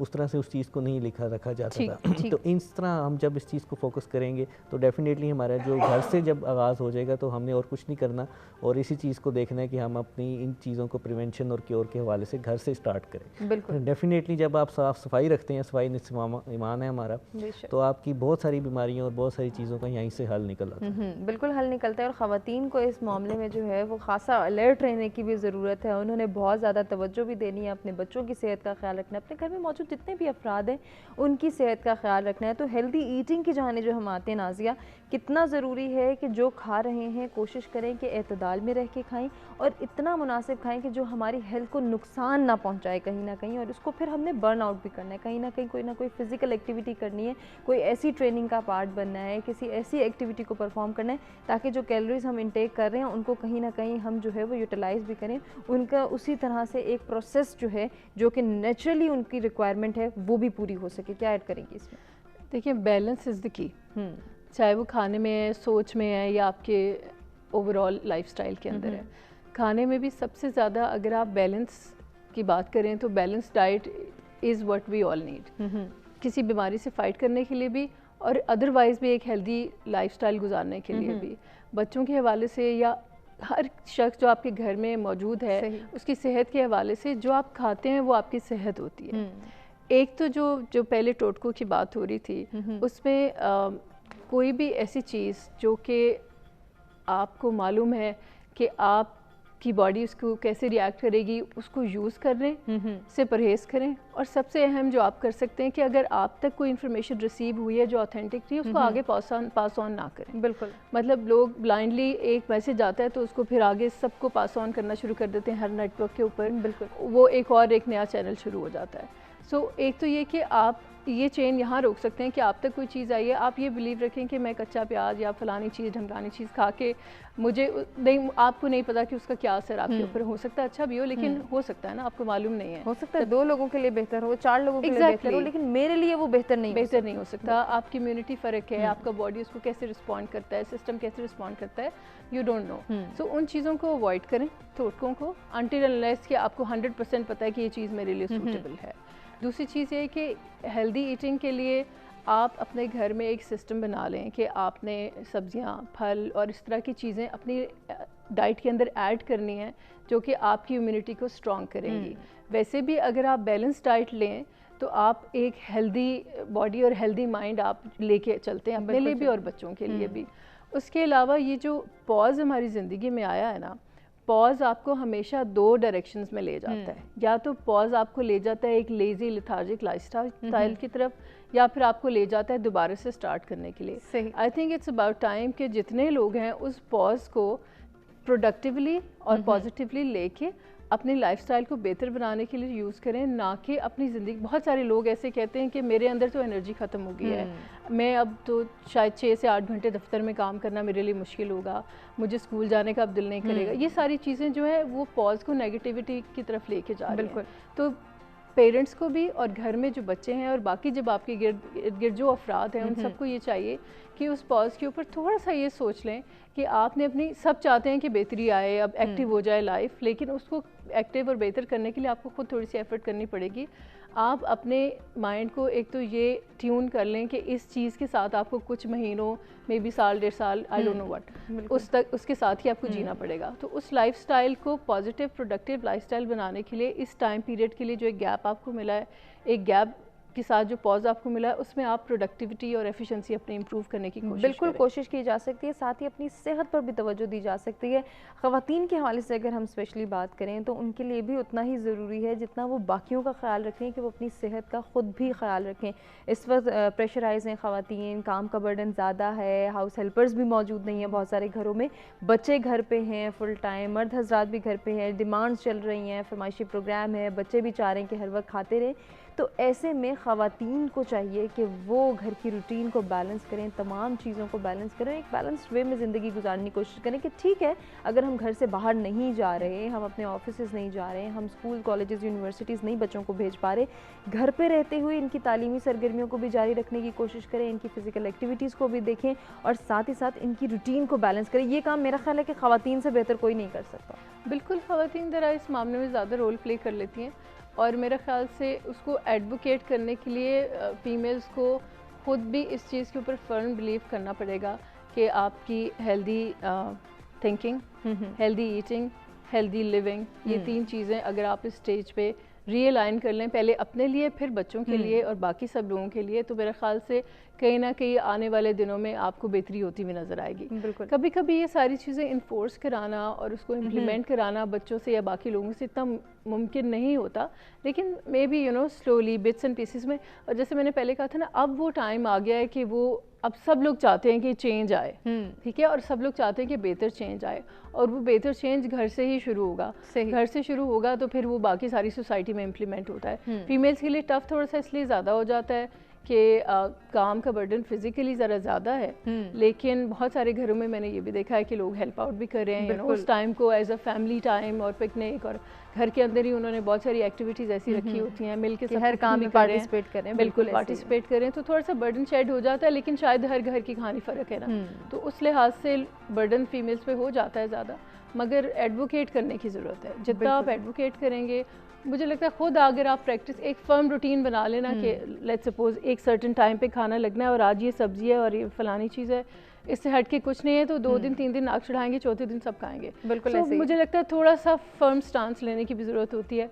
और बाकी ये कि कम्युनिकेशन, एक दूसरे के साथ चीज़ों को पॉजिटिवली देखना तभी मुमकिन है जब सब एक दूसरे को, लेकिन ज़्यादा अगर रिजिड होकर सोच लिया या फर्म स्टांस ले लिया तो ऐसा भी हो सकता है कि घरेलू नाचाकियाँ जो है वो परवान चढ़ जाएं या कहीं ना कहीं कोई इख्तलाफात जन्म लेने लगे। तो इब्राहिम, इस वक्त जो है अगर मौजूदा सूरत हाल को जिस तरह के हम डिस्कस कर रहे हैं, हमने बैलेंस्ड वे में चलना है, सब ने देखना है कि हमारा कहाँ पे जो है वो पार्टिसिपेट करना बनता है, कितनी इन्वॉल्वमेंट ज़रूरी है, कितनी ज़रूरी नहीं है। घर पे मौजूद हैं तो सबका घर है, सब ने मिल के काम करना है। आज कोई हाउस हेल्पर नहीं है, आज कोई ऐसा इंसान नहीं है जो किसी दूसरे को ऑर्डर दे कि मैं तो काम करने जा रहा हूँ, तुम घर के काम कर लेना और उसके बाद जो है सो जाना। आज सब ने एक टाइम पे उठना है, एक टाइम पे खाना है, एक टाइम पे पीना है और उसके बाद एक टाइम पे ही दोबारा जो है वो सो जाना है। तो ये चीज़ें जब हम फेस कर रहे होते हैं, यकीनन हम माजी के उस वक्त में आ गए कि जब हम अपने बचपन को देखते हैं कि सब एक ही वक्त पे सब जो है वो डाइनिंग टेबल पे बैठे हुए हैं, खाना खा रहे हैं, बातें हो रही हैं, शेयर कर रहे हैं बहुत सारी चीज़ें।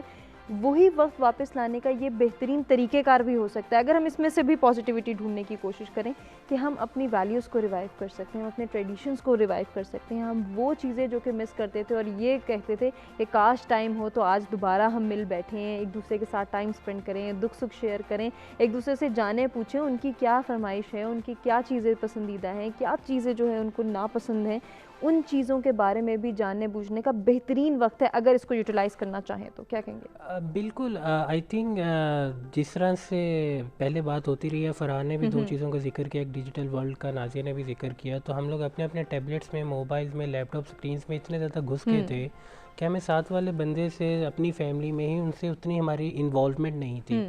तो एक तो ये बहुत अच्छा तरीका, अच्छा टाइम है कि हम लोग आपस में रिकनेक्ट हों।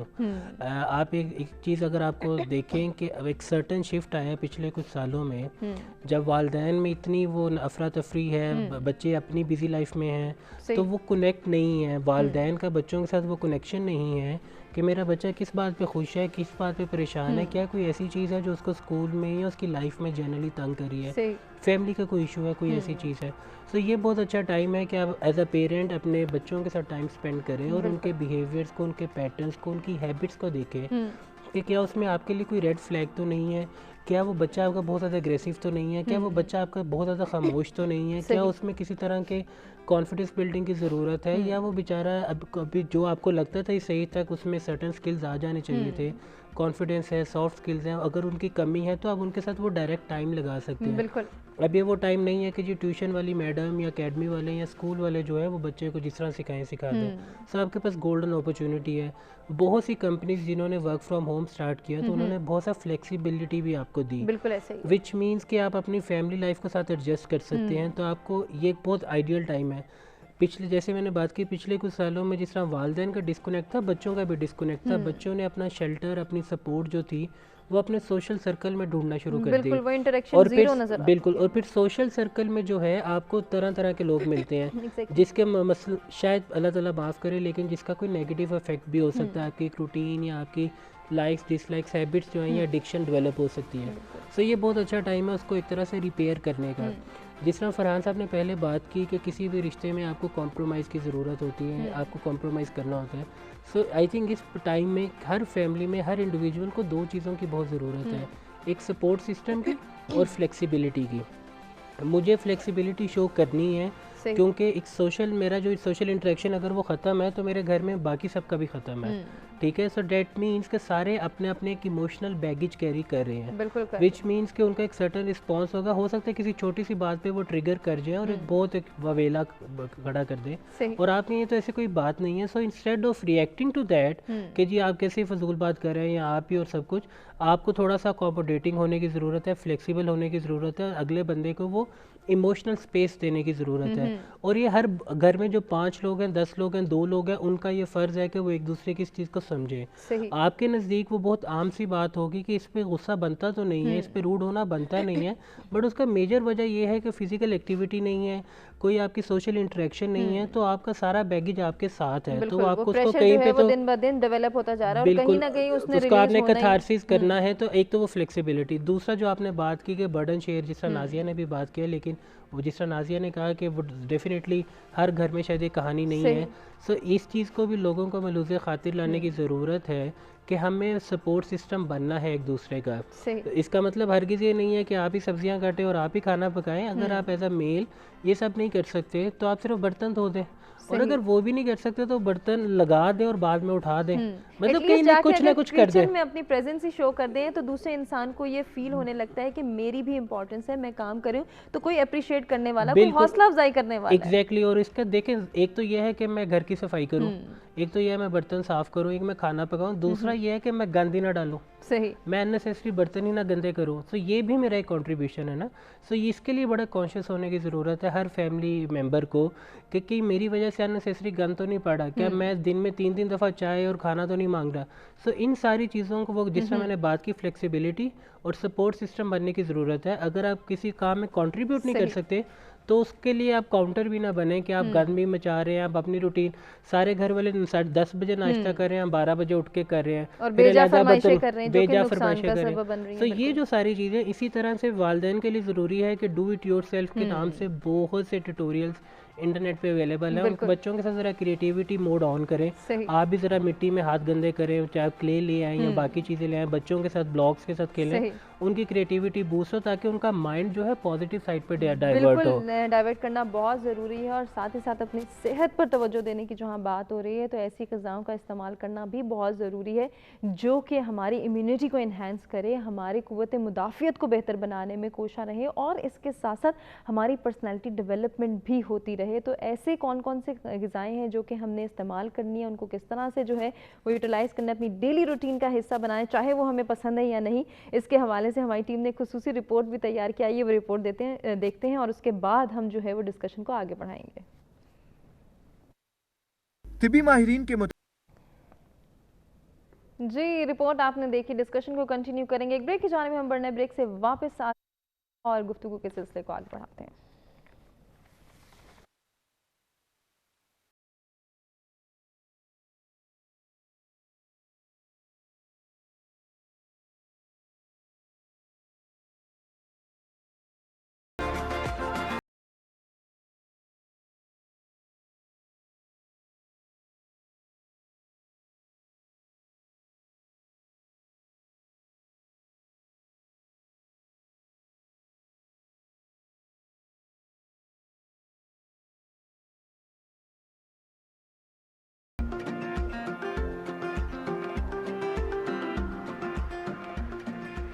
जी वेलकम बैक। सच सवेरा में एक मरतबा फिर से आपको कहेंगे खुश आमदीद। और अब हम बढ़ेंगे आज के दूसरे टॉपिक की जानिब, जिसमें हम ये जानेंगे कि पुरएतमाद शख्सियत किसे कहती हैं और इसके लिए हौसला अफजाई कितनी ज़रूरी है, हम किस तरह से लोगों को मोटिवेट कर सकते हैं, अपने इर्द गिर्द के लोगों को इनकरेज करना कितना ज़रूरी है और कितना ज़रूरी है कि वो लोग हमें भी सपोर्ट करें, हमें भी इनकरेज करें।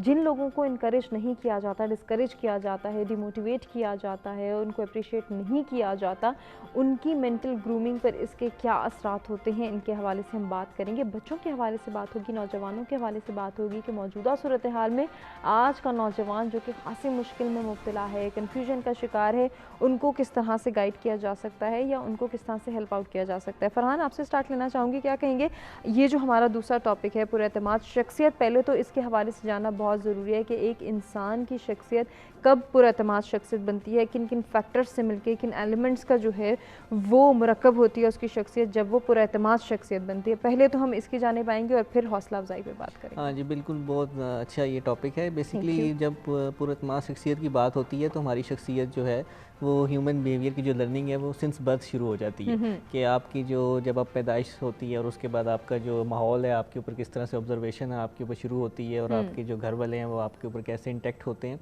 तो वो वहाँ से आपकी शख्सियत का जो पहला आंसर है शुरू होता है। इसकी एग्जांपल मैं दूंगा कि हम हज़रत मूसा अलैहिस्सलाम की जो कुरान में वाक़या पेश आया कि जब उनको अल्लाह ताला ने अपॉइंट किया इस काम के लिए कि भाई तुमने फ़िरौन के पास जाना है, तो उसके बाद उन्होंने जो अल्लाह ताला से दुआ जो बहुत मशहूर है कि उन्होंने की कि मेरी लुकनत है ज़ुबान में, उसके लिए मुझे जो है वो आप मेरे भाई को मेरे साथ कर दें। तो अल्लाह ताला ने उनको अप्रिशिएट किया इस बात पे, और इसकी जो तफसीर है उसमें ये बात मौजूद है कि अल्लाह ताला के जो नबी होते हैं वो हर ऐब से पाक होते हैं। इट डजंट मीन कि मतलब कि उनका कोई इस तरह का कोई ऐब था, बट ये हमारे लिए एक मैसेज था कि अल्लाह ताला ने उनकी उस दुआ को अप्रिशिएट किया। और फिर कम्युनिकेशन स्किल्स के ऊपर मैंने जो जितने भी वर्कशॉप अटेंड की करवाई भी, उसमें इस आयत को बहुत ज़्यादा हम एक रिफ्लेक्शन देते हैं कि जो कम्युनिकेशन है वो अल्लाह ताला ने इसको कितना अप्रिशिएट किया है। तो इसी तरह जब हम खुद एतमादी की बात करते हैं कि जब हमारे पास एक बच्चा, जब हम पहले हमारी ख्वाहिश होती है कि हमारी औलाद हो जाए, और फिर जब वो बच्चा हमारा अल्लाह ताला नवाजते हैं, फिर उसके बाद हम उसकी परवरिश की जब बात करते हैं तो हम अपनी, कोई पेरेंट्स ये नहीं चाहता कि मेरा बच्चा या बच्ची उसमें कोई सेल्फ़ कॉन्फिडेंस की या कोई कॉम्प्लेक्स की कोई चीज़ रह जाए, वो हर तरह से उसको बेस्ट स्कूल में डालते हैं, बेस्ट करते हैं। लेकिन अनफॉर्चुनेटली कुछ हमारे यहाँ ऐसी इश्यूज़ हुए और ऐसी चीज़ें अभी भी मौजूद हैं जिसकी वजह से हम कहते हैं बच्चों की ग्रूमिंग में वो आपकी पर्सनैलिटी बिल्डिंग का जो कॉन्सेप्ट है, जो शख्सियत वाला है, वो पूरा नहीं हो पाता। और फिर उसके जो कॉन्सिक्वेंसेस हैं आप वो देखें, वो through out of the life रहते हैं। एक इंसान के बचपन में कोई ट्रिगर होता है। डेविड डेचीज एक लिटरेसी पर्सन इंग्लिश के गुजरे हैं, वो कहते हैं कि wishes can never come true in my life, कि उनको एक बचपन से शौक था मुझे साइकिल मिले, तो कहते हैं क्लास 6 में मैं था तो मुझे नहीं मिली, बाद में मुझे मिल गई, मतलब क्लास 10th में जब मैं गया, लेकिन वो जो क्लास 6 में मेरी विश थी कि मुझे वो साइकिल नहीं मिली, तो उस चीज़ का मुझे आज तक उस चीज़ का वो है। और उन्होंने अपनी स्टोरीज़ में भी लिखा, और नो डाउट उसको नोबल, मतलब एक अप्रिशिएट नोबल कॉज में अप्रिशिएट भी करते हैं हम। लेकिन जो आपकी पर्सनैलिटी का फ्लो आपके, जिसे आप कहते हैं, एक तो होता है इनबॉर्न, यानी आपके अंदर कोई नेचुरल अल्लाह ताला की तरफ से, अल्लाह माफ़ करे, कोई है, लेकिन जो अदर दैन डैट हम पूरा कर सकते हैं। पेरेंट्स हैं, आपकी सराउंडिंग्स हैं, तो हमें अपने माहौल में इस वक्त तो बहुत ज़्यादा ज़रूरत है अप्रिसिएशन की। आपके प्रोफेशनली मैंने वेल इस्टेब्लिश प्रोफेशनल्स को देखा है, ब्लंडर्स में आते देखा है कि वो एम्प्लॉइज़ को या अपने इंटरेक्टिंग बिहेवियर में ऐसी चीज़ें कर देते हैं जो उनको नहीं करनी चाहिए, और उसके फिर कॉन्सिक्वेंसेस भी वो देखते हैं। बिल्कुल देखते हैं, और बहुत सारे नुकसान हम अपने बच्चों की तरबियत के दौरान भी देखते हैं कि जब हम उनकी सेल्फ कॉन्फिडेंस पे नहीं उसको बिल्ड करने के लिए या उसको बूस्ट अप करने के लिए कोशिश कर रहे होते हैं, या हम उसको इग्नोर कर रहे होते हैं कि हमने उनकी पर्सनालिटी डेवलपमेंट में भी अपना अपना किरदार अदा करना है, यहाँ भी उनको तवज्जो की ज़रूरत है। तो कहीं ना कहीं वो बच्चे जो है बड़े होकर जब इस माशरे का फ़ाल किरदार बनते हैं तो वो मुश्किलात फेस करते हैं, ख़ुद भी और दूसरों के लिए भी मुश्किलात का सबब बनते हैं। तो क्या ऐड करना चाहेंगे इस डिस्कशन में नाज़िया, किस तरह से ट्रेनिंग्स दी जाती हैं बच्चों को, या फिर उनके अंदर सेल्फ़ कॉन्फिडेंस किस तरह से बूस्ट किया जाता है, बड़ों में भी इवन? सो बेसिकली सबसे पहले तो सेल्फ़ कॉन्फिडेंस का जो एक नैरेटिव या उसकी डेफिनेशन लोगों के जहन में है, उसको क्लैरिफाई करने के लिए सेल्फ़ कॉन्फिडेंस जो है वो ट्रस्ट है जो सबसे पहले आप अपने ऊपर करते हैं, और फिर उसके बाद उस ट्रस्ट से रिलेटेड जितने भी आपके इर्द गिर्द काम हैं, लोग हैं, व्हाटसोएवर, उसका इम्पैक्ट उसके ऊपर होता है। सेल्फ़ कॉन्फिडेंस का स्टार्ट कब होता है? जब आप एक छोटे से बच्चे होते हैं, मतलब बिल्कुल फ्रॉम वेरी अर्ली एज आपकी ये अपब्रिंगिंग जो हो रही होती है उसके अंदर सेल्फ़ कॉन्फिडेंस स्लोली आपके अंदर बिल्ड हो रहा होता है। कुछ लोगों में बिल्ड हो रहा होता है, कुछ लोगों में बिल्ड नहीं हो रहा होता, ठीक, क्योंकि अब हम पर्सनालिटी डेवलपमेंट की, लाइफ स्किल्स की और कॉन्फिडेंस की बहुत ओपनली और फ्रीक्वेंटली बात करते हैं, जो कि बहुत अच्छा है। तो वो पेरेंट्स भी जो कि नए पेरेंट्स हैं, इवन जो नए पेरेंट्स नहीं भी हैं, वो किन चीज़ों को अडॉप्ट कर सकते हैं कि अपने बच्चों को एक कॉन्फिडेंट इंसान बनाएं।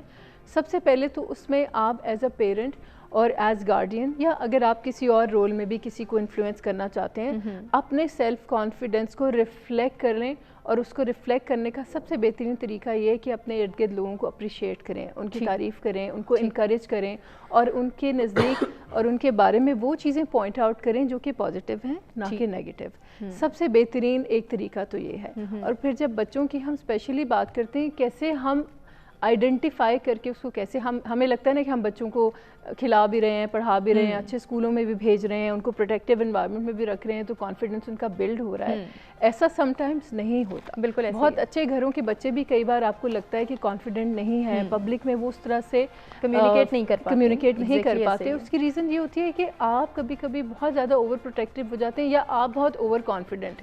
आपका ओवर कॉन्फिडेंस किसी को भी ओवर शेडो कर सकता है। बिल्कुल। और वो ओवर शेडो हुए भी जो एक फीलिंग है, कभी कभी वो उस वक्त तो महसूस नहीं होती, लेकिन जैसे जैसे टाइम गुजरता है तब फील होती है। और ये बच्चों में सबसे ज़्यादा कॉमन ये चीज़ पाई जाती है। सही। और ओवर कॉन्फिडेंस चाहे वो सिबलिंग से आ जाए, या पेरेंट्स से आ जाए, या कज़न से आ जाए, किसी और फ्रेंड से आ जाए, वो अफेक्ट करता है। बिल्कुल। एज अ पेरेंट और एज समवन जो उसको नोटिस कर रहा है, अगर उसको आइडेंटिफाई कर ले, नोट कर ले, तो वही उसकी आहिस्ता आहिस्ता धीरे धीरे करेक्शन आप करना शुरू कर सकते हैं। बच्चों के अंदर सेल्फ कॉन्फिडेंस डेवलप करने के लिए, बिल्ड करने के लिए आप उनको वो एग्जाम्पल्स दिखाएं, वो स्टोरीज सुनाएं, वो प्रोग्राम्स दिखाएं, वो चीज़ें कराएं जिनमें उनको ब्रेवरी, करेज और एक अपनी आप को एक्सेप्ट करके ज़िंदगी का हर काम करने की एक हिम्मत मिलती है।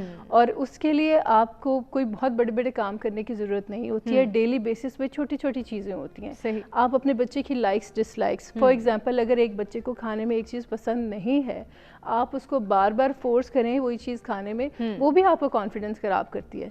आपको ये लगता है कि अगर आप बच्चे को बार बार ये कह रहे हैं कि तुम्हारी राइटिंग ठीक नहीं है, सो व्हाट, अगर एक ए टेढ़ा लिखा है, अगर आप 2 साल बाद भी ए लिखना सीख लें तो आपको इवेंचुअली लिखना आ जाएगा। कहने का मतलब ये है कि बहुत छोटी छोटी चीज़ें ऐसी होती हैं जो बच्चों के जहन में ऐसा ट्रिगर बन जाती हैं कि आपको ऐसे मौक़ों पे जहाँ कम्युनिकेशन की बारी आती है, टीचर्स के सामने या किसी ऐसी जगह में जहाँ आपने अपने आप को एक as a strong personality reflect करना होता है, आप नहीं कर पाते, क्योंकि बैक इन योर चाइल्डहुड कोई ऐसी चीज़ होती है जो आपको यहाँ पे माइंड में आपको कहीं ना कहीं तंग कर रही होती है। तो सेल्फ कॉन्फिडेंस सबसे पहले आप अपने अंदर जो है उसको ये देख लें कि कैसे आप उसको देखते हैं। मेरे नज़दीक सेल्फ कॉन्फिडेंस ये है कि आप अपने आप को पहचानते हैं, आप लोगों से अच्छी तरह बात करते हैं, ये सेल्फ कॉन्फिडेंस है। किसी और के लिए सेल्फ कॉन्फिडेंस ये होगा कि मैं सब कुछ हूँ, बाकी लोग जो हैं वो ठीक है, वो भी हैं, लेकिन मैं सब कुछ हूँ। सो शायद उनके नज़दीक वो ठीक होगा, मगर मुझे लगता है कि जब हमने बच्चों को एडवोकेट करना है और उनको एक अच्छे लेवल पे सेल्फ कॉन्फिडेंस की ट्रेनिंग भी देनी है बिना बताए बार बार, तो उसके लिए बहुत ज़रूरी है कि आप पहले खुद इस चीज़ को आइडेंटिफाई करें कि कौन सी चीज़ किस हद तक आप रिफ्लेक्ट कर सकते हैं। बिल्कुल, और कौन सी चीज़ जो है वो आपकी पर्सनैलिटी के लिए नुकसान का सबब बन रही है। अच्छा इब्राहिम, एक और पहलू से अगर हम इस टॉपिक की जानिब देखें तो हम ये देखते हैं कि ह्यूमन बिहेवियर का हिस्सा है, ये ह्यूमन नेचर का पार्ट है कि हम अपनी अपीयरेंस को लेके या तो बहुत पुरएतमाद हैं या अदम एतमाद का शिकार हैं, या फिर कहीं ना कहीं ओवर कॉन्फिडेंट भी हो जाते हैं कि अच्छा चलो हमारे पास जो है या हम जैसे दिखते हैं वैसा कोई और नहीं, हमारे पास जो पोस्ट है, जो डेजिग्नेशन है, किसी और के पास नहीं है। ये बहुत सारी ऐसी मटेरियलिस्टिक चीज़ें हैं जिनको हम जो है वो अपना स्टैंडर्ड सेट करके मोटिवेट करते हैं ख़ुद को कि हम बहुत बड़ी चीज़ हैं, हमारे से आगे कोई जा नहीं सकता, हम बहुत बाहिम्मत हैं, हम इतने कामयाब हैं, हमारे जैसा कोई है ही नहीं। ये चीज़ें भी कहीं ना कहीं हमारे लिए नुकसान का सबब बनती हैं। तो आप नहीं समझते कि इस स्टेज पे भी एक तरह से आगाही की ज़रूरत है? हौसला अफजाई की तो खैर ज़रूरत नहीं है, आगाही दी जा सकती है कि हम किस तरह से इसको कंट्रोल करें एटलीस्ट। बिल्कुल ज़रूरत है, और इस पर आई थिंक हम पिछले भी कुछ प्रोग्राम्स में बात कर चुके हैं, तो मैं उसको थोड़ा सा रिफ्रेश कर देता हूँ। अभी जो डिस्कशन नाज़िया भी और फरहान भी कर रहे थे, हमारे यहाँ एक्चुअली जब हम बात करते हैं ना सेल्फ़ कॉन्फिडेंस की, तो इसका बहुत बड़ा ताल्लुक है हमारी अपब्रिंगिंग और हमारी सोशल कंडीशनिंग से। जब बच्चा पैदा होता है तो सिर्फ पहले 7 साल जो होता है उसका दिमाग एक वाइट बोर्ड की तरह होता है, एक ब्लैंक होता है, उस पर जो उस पर आप लिखते जाएंगे वो इनग्रेव होता जाएगा। वो उसके बिलीफ सिस्टम का कोर बन जाता है। वो उसके फियर्स हो सकते हैं, वो उसकी स्ट्रेंथ हो सकती है, वो उसके रिजर्वेशंस, कुछ जो भी चीज़ है। 7 to 14 की जो एज होती है वो आइडियलिज्म की एज होती है। आपने देखा होगा जो बच्चा 7 से 14 साल का होता है, जब आप उससे पूछते हैं बड़े होकर क्या बनोगे, तो वो कहेंगे या टीचर बनेंगे, पायलट बनेंगे, डॉक्टर बनेंगे, इंजीनियर बनेंगे, क्रिकेटर बनेंगे। वो जब क्रिकेट खेलने जाएंगे तो बैट उल्टा करके माइक समझ के उसको इंटरव्यू भी दे रहे होंगे। सो हमने अगर उस वक्त काम नहीं किया, और फिर जिस तरह शुरू में बात हुई थी तो फरहान ने कहा था कि हमारे यहाँ रिजेक्शन बहुत ज़्यादा है। सब इस सारे प्रोसेस से होता है कि जब आप इतनी दफ़ा ना सुन लेते हैं तो आपका सेल्फ कॉन्फिडेंस तो बाद में शटर होता है, आप सबसे पहले सेल्फ डाउट में जाते हैं। बिल्कुल ऐसे। और सेल्फ डाउट की वजह से आपका वो कॉन्फिडेंस आप कभी रिगेन नहीं कर पाते। हर चीज़ पे रिजेक्शन है। अब बच्चों की जो अपब्रिंगिंग की बात हो रही है उस पर अगर आप देखो तो जब बच्चा छोटा होता है तो माँ बाप ने कोई इंपॉर्टेंट बात करनी हो तो कहते हैं कि बेटे आप ज़रा कमरे से बाहर जाओ, हमें कोई डिस्कस करना है।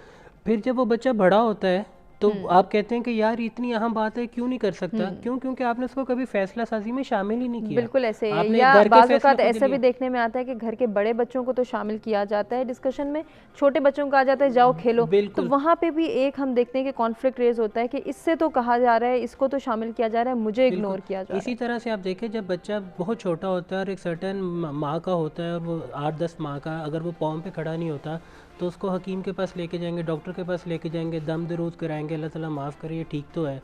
लेकिन जब बच्चा खड़ा होना शुरू होगा, चलना फिरना शुरू होगा, तो सब कहेंगे हर वक्त तंग करता, बैठता क्यों नहीं, फिर उसको ज़बरदस्ती बिठाएंगे। इसी तरह अगर वो बोलता नहीं है तो कंसर्न शो करेंगे, जब बोलना शुरू होगा तो तुम हर बात में बोलते हो, चुप क्यों नहीं रहते हो, सो वो शट अप कॉल दी जाएगी। तो ये सारी चीज़ें आपके सेल्फ कॉन्फिडेंस पे बहुत रोल प्ले करती हैं। अब ये सारी चीज़ें जब इकट्ठी होती है ना, जब आप बच्चा 15, 20, 25 साल तक का जब बंदा या बनते हैं तो उसका सबसे बड़ा मसला ये होता है कि ये उसके बिहेवियर का, उसकी नेचर का हिस्सा बन चुके होते हैं। उसमें से कुछ उसकी इनसिक्योरिटीज़ होती हैं। उन इनसिक्योरिटीज़ को ओवरकम करने के लिए जो है वो किसी तरह के मटेरियलिस्टिक चीज़ों की तरफ जाता है या जाती है कि यार मेरे कपड़े ऐसे हों या मेरा स्टाइल ऐसा हो कि लोग मेरी जो इनसिक्योरिटीज़ हैं, जो वीकनेसेस हैं, उस तक आए ही ना। तो वो एक तरह से उसको एक डिफेंस मैकेनिज्म के तौर पे भी यूज़ करते हैं। बिल्कुल करती हैं। इसी तरह से आप जो नया मोबाइल फ़ोन है, नए गैजेट्स है, ताकि लोगों में मेरी ठाट बनी रहे। सो ये आप उस वक्त अवेयरनेस दे तो देंगे, लेकिन बिल्कुल वो असर भी रखती है, समटाइम्स असर करती है, समटाइम्स नहीं करती। लेकिन मेरी रिक्वेस्ट जो वालिदैन ये देख रहे हैं, स्पेशली जिनके बच्चे छोटे हैं, कि वो उम्र है काम करने की। सही। आप अभी बाहर जाएंगे अगर तो आप किसी, अब तो खैर मॉल्स वगैरह बंद है, लेकिन किसी पब्लिक जगह पे जब भी आप जाते होंगे तो आप लोगों को देख के बता सकते हैं कि कौन वाकई ही मतलब है, कौन बन रहा है और किस बेचारे के पास यही सूट है और वो पहन के निकले हुए। जबकि आप बाहर जब देखेंगे तो सब ने एक ही जीन्स टी शर्ट पहनी होगी। जब तक आप उस इंसान से गुफ्तगू नहीं करते आपको उसके मेयार का पता नहीं लगता। फिर ये स्टैंडर्ड्स हमारी सोसाइटी ने भी बना दिए। जो कोई शख्स किस गाड़ी से उतर है, उसने कैसे कपड़े पहने हैं और उसने कैसा गैजेट साथ में पकड़े हैं, इसके बाद मैं डिसाइड करूंगा मैंने उससे बात करनी है कि नहीं करनी, और फिर हकीराना टोन में बात करनी है या उससे रिस्पेक्ट के टोन में बात करनी है। उसमें किसी तरह से भी उस शख्स का मेरिट इन्वॉल्व नहीं है, वो उसकी मटेरियलिस्टिक चीज़ें हैं। तो फिर लोगों ने क्या किया, लोगों ने भी उन्हीं को चेस करना शुरू कर दिया। इंसान की बेसिक ह्यूमन नीड में से नीड फॉर एक्सटर्नल वैलिडेशन है, नीड फॉर बिलोंगिंगनेस जिसे हम भी कहते हैं, कि मैं किसी से बिलोंग करूं। तो मुझे एक्सटर्नल वैलिडेशन में क्या होता है कि आप अप्रूव कर दें मैं कैसा दिख रहा हूं, किस में चीज़ में अच्छा दिख रहा हूं, ये बता दें मैं कैसा बोलता हूँ, कैसा खाता हूँ, कैसा म्यूजिक सुनता हूँ। सो अब इतने ठप्पे मुझे हर एक से चाहिए होते हैं। फिर उसको कॉम्प्लीमेंट किया और सोशल मीडिया ने कि मैं वही बात करूँ जिस पे लोग लाइक्स और कमेंट्स दे रहे हैं। आप देखें कोई तो वजह होगी जो आजकल की जनरेशन जी है, 14, 15, 20 साल के बच्चे बच्ची हैं और उन्होंने अपनी इंस्टाग्राम और सोशल मीडिया प्रोफाइल पे लिखा होता है ऑफिशियल। मुझे ये समझ नहीं आती उनका अकाउंट कौन हैक करेगा। ठीक है, कोई स्विट्जरलैंड में बैठ के बंदा हैक करेगा, तो ये क्या है, नीड फॉर एक्सटर्नल वैलिडेशन है कि मुझे किसी तरह से प्रूव कर दो। मैं मेकअप के ट्यूटोरियल कर रही होंगी कोई लड़कियां, लड़के जो है वो अपने मॉडलिंग के शूट्स लगा रहे होंगे क्योंकि लोग कहें हाँ यार तो कुछ है। इस सब प्रोसेस में हुआ ये कि आप में और मेरे में और बच्चों में सब्सटेंस खत्म हो गया। बिल्कुल ऐसे जब वो किसी से बात करते हैं तो उनमें 1 मिनट बाद बात करने के कंटेंट नहीं होता, सब्सटेंस नहीं होता, कॉन्फिडेंस नहीं होता, क्योंकि उनमें बहुत सी रिजेक्शन होती है। तो ये सारा जो पूरा प्रोसेस है, आई थिंक इसको अर्ली चाइल्डहुड से कंट्रोल करने की ज़रूरत है। और social need for external validation की बजाय आपको सेल्फ एक्सेप्टेंस पे बिलीव होना चाहिए कि यार अगर मैं 100 में अच्छा नहीं तो 1000 में बुरा भी नहीं। जिस ज़ात ने मुझे बनाया उसने मुझे कहा कि तो मेरी अशरफुल मखलूक़ात हो और मेरी ज़िंदगी का कोई ना कोई मकसद है, उसमें कोई मेरे में कमी नहीं रखी है। तो मुझे लोगों से ठप्पे लगवाने की ज़रूरत नहीं है, मुझे वैलिडेट कर दो तुम कैसे हो। हाँ, आप जो काम कर रहे हो एज लॉन्ग एज वो किसी को वर्बली, फिजिकली, इमोशनली हर्ट नहीं कर रहा तो आई थिंक आप ठीक काम कर रहे होगे। लेकिन ये भी नहीं है कि आप सेल्फ एक्सेप्टेंस में लोगों को बिला वजह ऑफेंड करते जाएं, अपनी अल्फाज का चुनाव सही ना रखें कि नहीं जी मैं तो ऐसा ही हूँ, ये भी गलत है। आपको अपनी पर्सनैलिटी पे काम करना है। आप सिर्फ हर वक्त सच बोलते रहें कि जी मैं ऐसा ही हूँ, तो ऐसा नहीं चलता। आपको एक जो हिकमत का पहलू है उसको आपने ज़रूर बहुत ज़रूरी है। आपने बहुत अच्छी बात की और ये तमाम तर चीज़ें हमारे अंदर ग्रूमिंग के ज़रिए आती हैं, ट्रेनिंग के ज़रिए आती हैं, तरबियत के ज़रिए आती हैं। वालिदैन बहुत ज़्यादा फोकस होते हैं अपने बच्चों की तरबियत के लिए। फ़रहान, बच्चों के लिए तो बहुत ज़्यादा काम किया जाता है, उन पर एम्फसाइज़ भी किया जाता है, उनको सिखाया भी जाता है, लेकिन कहीं ना कहीं हम देखते हैं कि नौजवानों को इग्नोर किया जाता है। वही नौजवान जब किसी इंटरव्यू में अपेयर होने जाता है और उसको रिजेक्शन का सामना करना पड़ता है या फिर वो अपनी बात नहीं उस तरह से कम्युनिकेट कर पाता, बहुत सारे इसके पीछे भी रीज़न हो सकते हैं, तो वहाँ पे भी उसके लिए एक डिस्करेजिंग एलिमेंट होता है कि तुमसे तो हो ही नहीं सकता, तुम तो कर ही नहीं सकते, तुमने क्या कर लेना था, हमें पहले ही पता था। ये जो चीज़ें जो उसको डिस्करेज करती हैं, यकीनन उसकी पर्सनालिटी पे भी इसका बुरा असर होता होगा और कहीं ना कहीं अदम एतमाद की बेसिक वजह या फिर एक बहुत बड़ा रीज़न हमारी सोसाइटी के जो नौजवान हैं वो यही फेस कर रहे हैं कि जब उन्हें बार बार रिजेक्शन कहा जाता है, बार बार उन्हें जो है वो डिमोटिवेट किया जाता है, तुमसे नहीं होगा, तुम नहीं कर पाओगे, तुम तो कर ही नहीं सकते।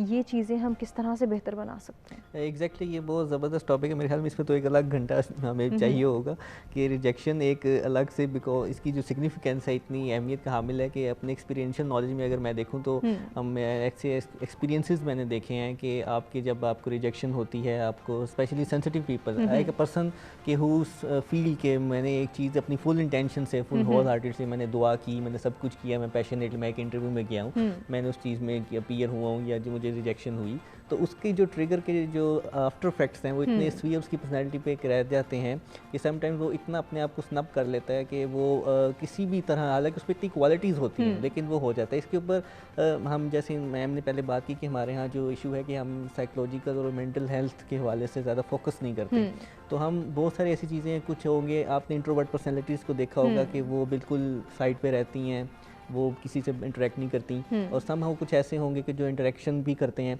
तो दोनों सूरतों में आपने देखोगे पर्सनैलिटी के फ्लॉज आपको नज़र आ रहे होंगे। और इसमें इवन के प्रोफेशनली अगर थोड़ा सा मैं देखूं तो जो मैंने अपने एक्सपीरियंसेस में देखा कि इवन के कुछ साइकोलॉजिस्ट और साइकेट्रिस्ट भी हैं कि वो मतलब इतने फॉरम पे हैं, इतने लेवल पे हैं, बट दे देमसेल्व्स, हम उनके अंदर कुछ स्पेसिस हैं जिनको उनको कवर करने की ज़रूरत है। इसकी वजह से तुम्हारी साइकेट्री में आप कॉमनली कहते हैं पागलों का पागल डॉक्टर, एक ये भी कहा जाता है कि हमारे यहाँ उस चीज़ के फोकस, क्योंकि उसके अंदर कुछ ऐसी हैबिचुअल एस्पेक्ट्स नज़र आ रहे होते हैं कि बंदा कहता है कि नहीं। तो ये जो पर्सनैलिटी की वजह से रिजेक्शन हो गई, इसी तरह आपकी जो ग्रूमिंग होगी कि आपने इंटरेक्शन में कैसे रखना है, और फिर सबसे बड़ी बात ये कि जी उन्होंने बात की कि अप्रूवल करवाना है कि जी मेरी आइडेंटिटी है ये। इस पर यंग जो जितना मैंने कहा, एक मैंने थोड़ा स्टडी की थी यंग एज ग्रुप में, तो यंग फीमेल्स में स्पेसिफिकली एक बहुत ट्रेंड आ चुका है, एक या ओवर कॉन्फिडेंट, मतलब इन द सेंस कि आई एम एवरीथिंग, और इसमें हमारे सोशल मीडिया का जो रोल है वो आप ज़्यादा बेहतर समझते होंगे। बिल्कुल ऐसे ही है। इसी तरह जो यंग मेल्स हैं उनके अंदर प्री डोमिनेंट क्रिएशन का एक कॉन्सेप्ट आ गया है कि जी अब आप इस तरह करेंगे तो ऐसा हो जाएगा, और फिर उसमें हम जजमेंटल बहुत हो रहे हैं, हम इवैल्यूएशन बहुत कर रहे हैं और हम अपने आप को या तो किसी को कुछ नहीं समझ रहे या फिर हम अपने आप को इतना लेट डाउन कर लेते हैं कि हम फिर सुसाइड टेंडेंसीज की तरफ चले जाते हैं। तो यंगस्टर्स के अंदर इतने ही इश्यूज चल रहे हैं इस वक्त कि इसको अगर हमने ना कंट्रोल किया तो मैं समझता हूँ पाकिस्तान का नंबर भी अमेरिका से कम नहीं होगा और हम भी फिर पपेट्स पाल रहे होंगे और कैट्स पाल रहे होंगे और इस तरह के काम कर हमने कंट्रोल करना है, किस तरह से कंट्रोल कर सकते हैं। नाज़िया कोई सजेशन देना चाहेंगी? बड़ी इंटरेस्टिंग गुफ्तगू हो रही है यंगस्टर्स के हवाले से। नौजवानों की तरबियत पे भी हमने उतना ही फोकस करना है, उतना एम्फसाइज़ करना है जितना बच्चों के हवाले से हम कंसर्न हैं। या फिर हम कहते हैं कि हमारे बच्चे जो हैं ये सक्सेसफुल हों, इनका फ्यूचर सिक्योर हो, तो उनके ऊपर कुछ ऐसे फैसले इम्पोज कर दिए जाते हैं जो कि उनकी पर्सनैलिटी से कहीं ना कहीं जो है वो डिसमैच हो जाते हैं, मैच नहीं कर पाते या वो फिर उसको उस तरह से अपने ऊपर नहीं जो है वो अप्लाई कर पाते। तो वहाँ पे भी बहुत सारे मसाइल ऐसे आते हैं कि बच्चे अदम एतमाद का शिकार हो जाते हैं। उन्हें पता होता है कि वो नहीं कर पा रहे हैं, नहीं कर सकेंगे। लेट्स सपोज कुछ बच्चों को अगर ये इम्पोज किया जाता है उन पे कि आपने डॉक्टर ही बनना है, उनकी मेंटल कैपेसिटी नहीं है, फिजिकल कैपेसिटी नहीं है कि वो डॉक्टर बने, इतनी मुश्किल पढ़ाई पढ़ें, वहाँ पे भी हम देखते हैं कि वो बच्चे ना इधर के रहते हैं ना उधर के रहते हैं। इन शॉर्ट अगर ये कहा जाए कि वो फिर ना डॉक्टर बन पाते हैं ना ही वो किसी और प्रोफेशन को चूज़ कर पाते हैं, क्योंकि उन्हें पहले ही से पता होता है कि कोई मोटिवेट करने वाला नहीं है, कोई हमारी हौसला अफजाई नहीं करेगा। तो हौसला अफजाई की अहमियत को भी समझना वालिदैन के लिए इतना ही ज़रूरी है जितना कि वो तरबियत पे एम्फसाइज़ करते हैं या अपने बच्चों के फ्यूचर को सिक्योर करने के हवाले से कंसर्न रहते हैं। जो इनकरेजमेंट और अप्रिसिएशन है ना, वो तो फ्यूल है किसी के लिए भी। सही। और जब यंग जनरेशन या बच्चों की बात आती है तो उसमें आपका जो कॉन्फिडेंस है वो इतना स्ट्रॉन्ग होना चाहिए, या जो भी कॉन्फिडेंस के ऊपर अपने लिए या दूसरों के लिए काम कर रहा है इस एलिमेंट को बिल्कुल बावर कर ले अपने लिए और दूसरों को भी करा दे कि जो आपका कॉन्फिडेंस है वो वैलिडेशंस, जजमेंट्स और फेलियर्स से बिल्कुल हटके। बिल्कुल ऐसे ही है। आप अगर इस एलिमेंट को अंडरस्टैंड कर लें तो मेरा ख्याल से कि बहुत बड़ी एक आप छलांग कॉन्फिडेंस के स्केल के अंदर मार सकते हैं आराम से। ठीक। दूसरी चीज़ ये है कि जो अप्रिसिएशन है क्यों आपके लिए ज़रूरी है, वो इसलिए ज़रूरी है कि आप ज़िंदगी में कोई भी अगर काम करते हैं, चाहे वो कितनी ही बेसिक और या माइनर नेचर का है, उसमें अगर आपको दो अल्फाज अच्छे सुनने को मिल जाएं तो उसकी एफिशिएंसी और आउटपुट ऑटोमेटिकली बहुत लार्ज स्केल पे चला जाता है। बिल्कुल ऐसे ही। और इनकरेजमेंट और अप्रिसिएशन करने के बहुत सारे तरीके हैं। ज़रूरी नहीं है कि आप एक सर्टन काम को लेके उसी की तारीफ़ करें। अगर आप एक शख्स को बैठ के सिर्फ सुन भी लें तो वो इनकरेजमेंट है। सही। अगर आप एक शख्स को सिर्फ ये एहसास दिला दें कि तुम्हारे अंदर ये अचीव करने की सारी सलाहियतें मौजूद हैं तो ये भी बहुत सारी इनकरेजमेंट है। बिल्कुल। इसके अलावा जहाँ तक आपके ओवरऑल ग्रूमिंग की बात आती है, जो आपको ज़िंदगी में एक स्ट्रॉन्ग कैरेक्टर और एक स्ट्रॉन्ग पर्सनालिटी बनने में हेल्प कर सकती है, उसमें सबसे पहले तो आप ये एक तो ये अंडरस्टैंड कर लें कि कॉन्फिडेंस का या आपकी अचीवमेंट का ताल्लुक ना तो पैसे से है, ना अच्छी शक्ल से है, ना ही आपके बैकग्राउंड से है, ना ही किसी बड़ी फैमिली से है। ठीक। और अनफॉर्चुनेटली हमारी सोसाइटी में यही वो मेजर एलिमेंट्स हैं जिनके ऊपर लोगों को जज भी किया जाता है और जिनके ऊपर लोगों को मार्क भी किया जा सकता है। जैसे इब्राहिम ने मेंशन किया था कि गाड़ी से अगर आप अच्छी उतरे हैं तो आपका उनसे शायद मिलने का, बात करने का तरीका अलग है। सो ये सारी चीज़ें वो चीज़ें हैं जो एज एन इंडिविजुअल आप अपने आप को बावर करा सकते हैं कि भाई अगर कोई हैसियत है तो वो मैं खुद अपने अंदर एक हूँ।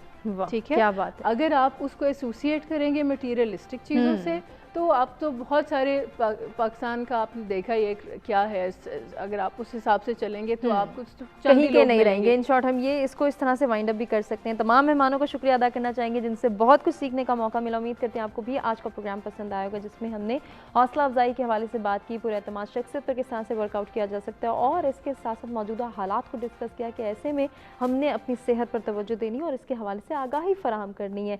आगाही फराहम करना हम सबकी जिम्मेदारी है और इस जिम्मेदारी को अगर हम पूरा करेंगे तो यकीनन जल्द अज जल्द हम इस कोविड-19 की सूरत हाल से निजात पा लेंगे। इसी पैगाम के साथ आपसे चाहेंगे इजाज़त, अपना ख्याल रखिएगा, अपने फीडबैक से आगाह कीजिएगा। अल्लाह निगहबान।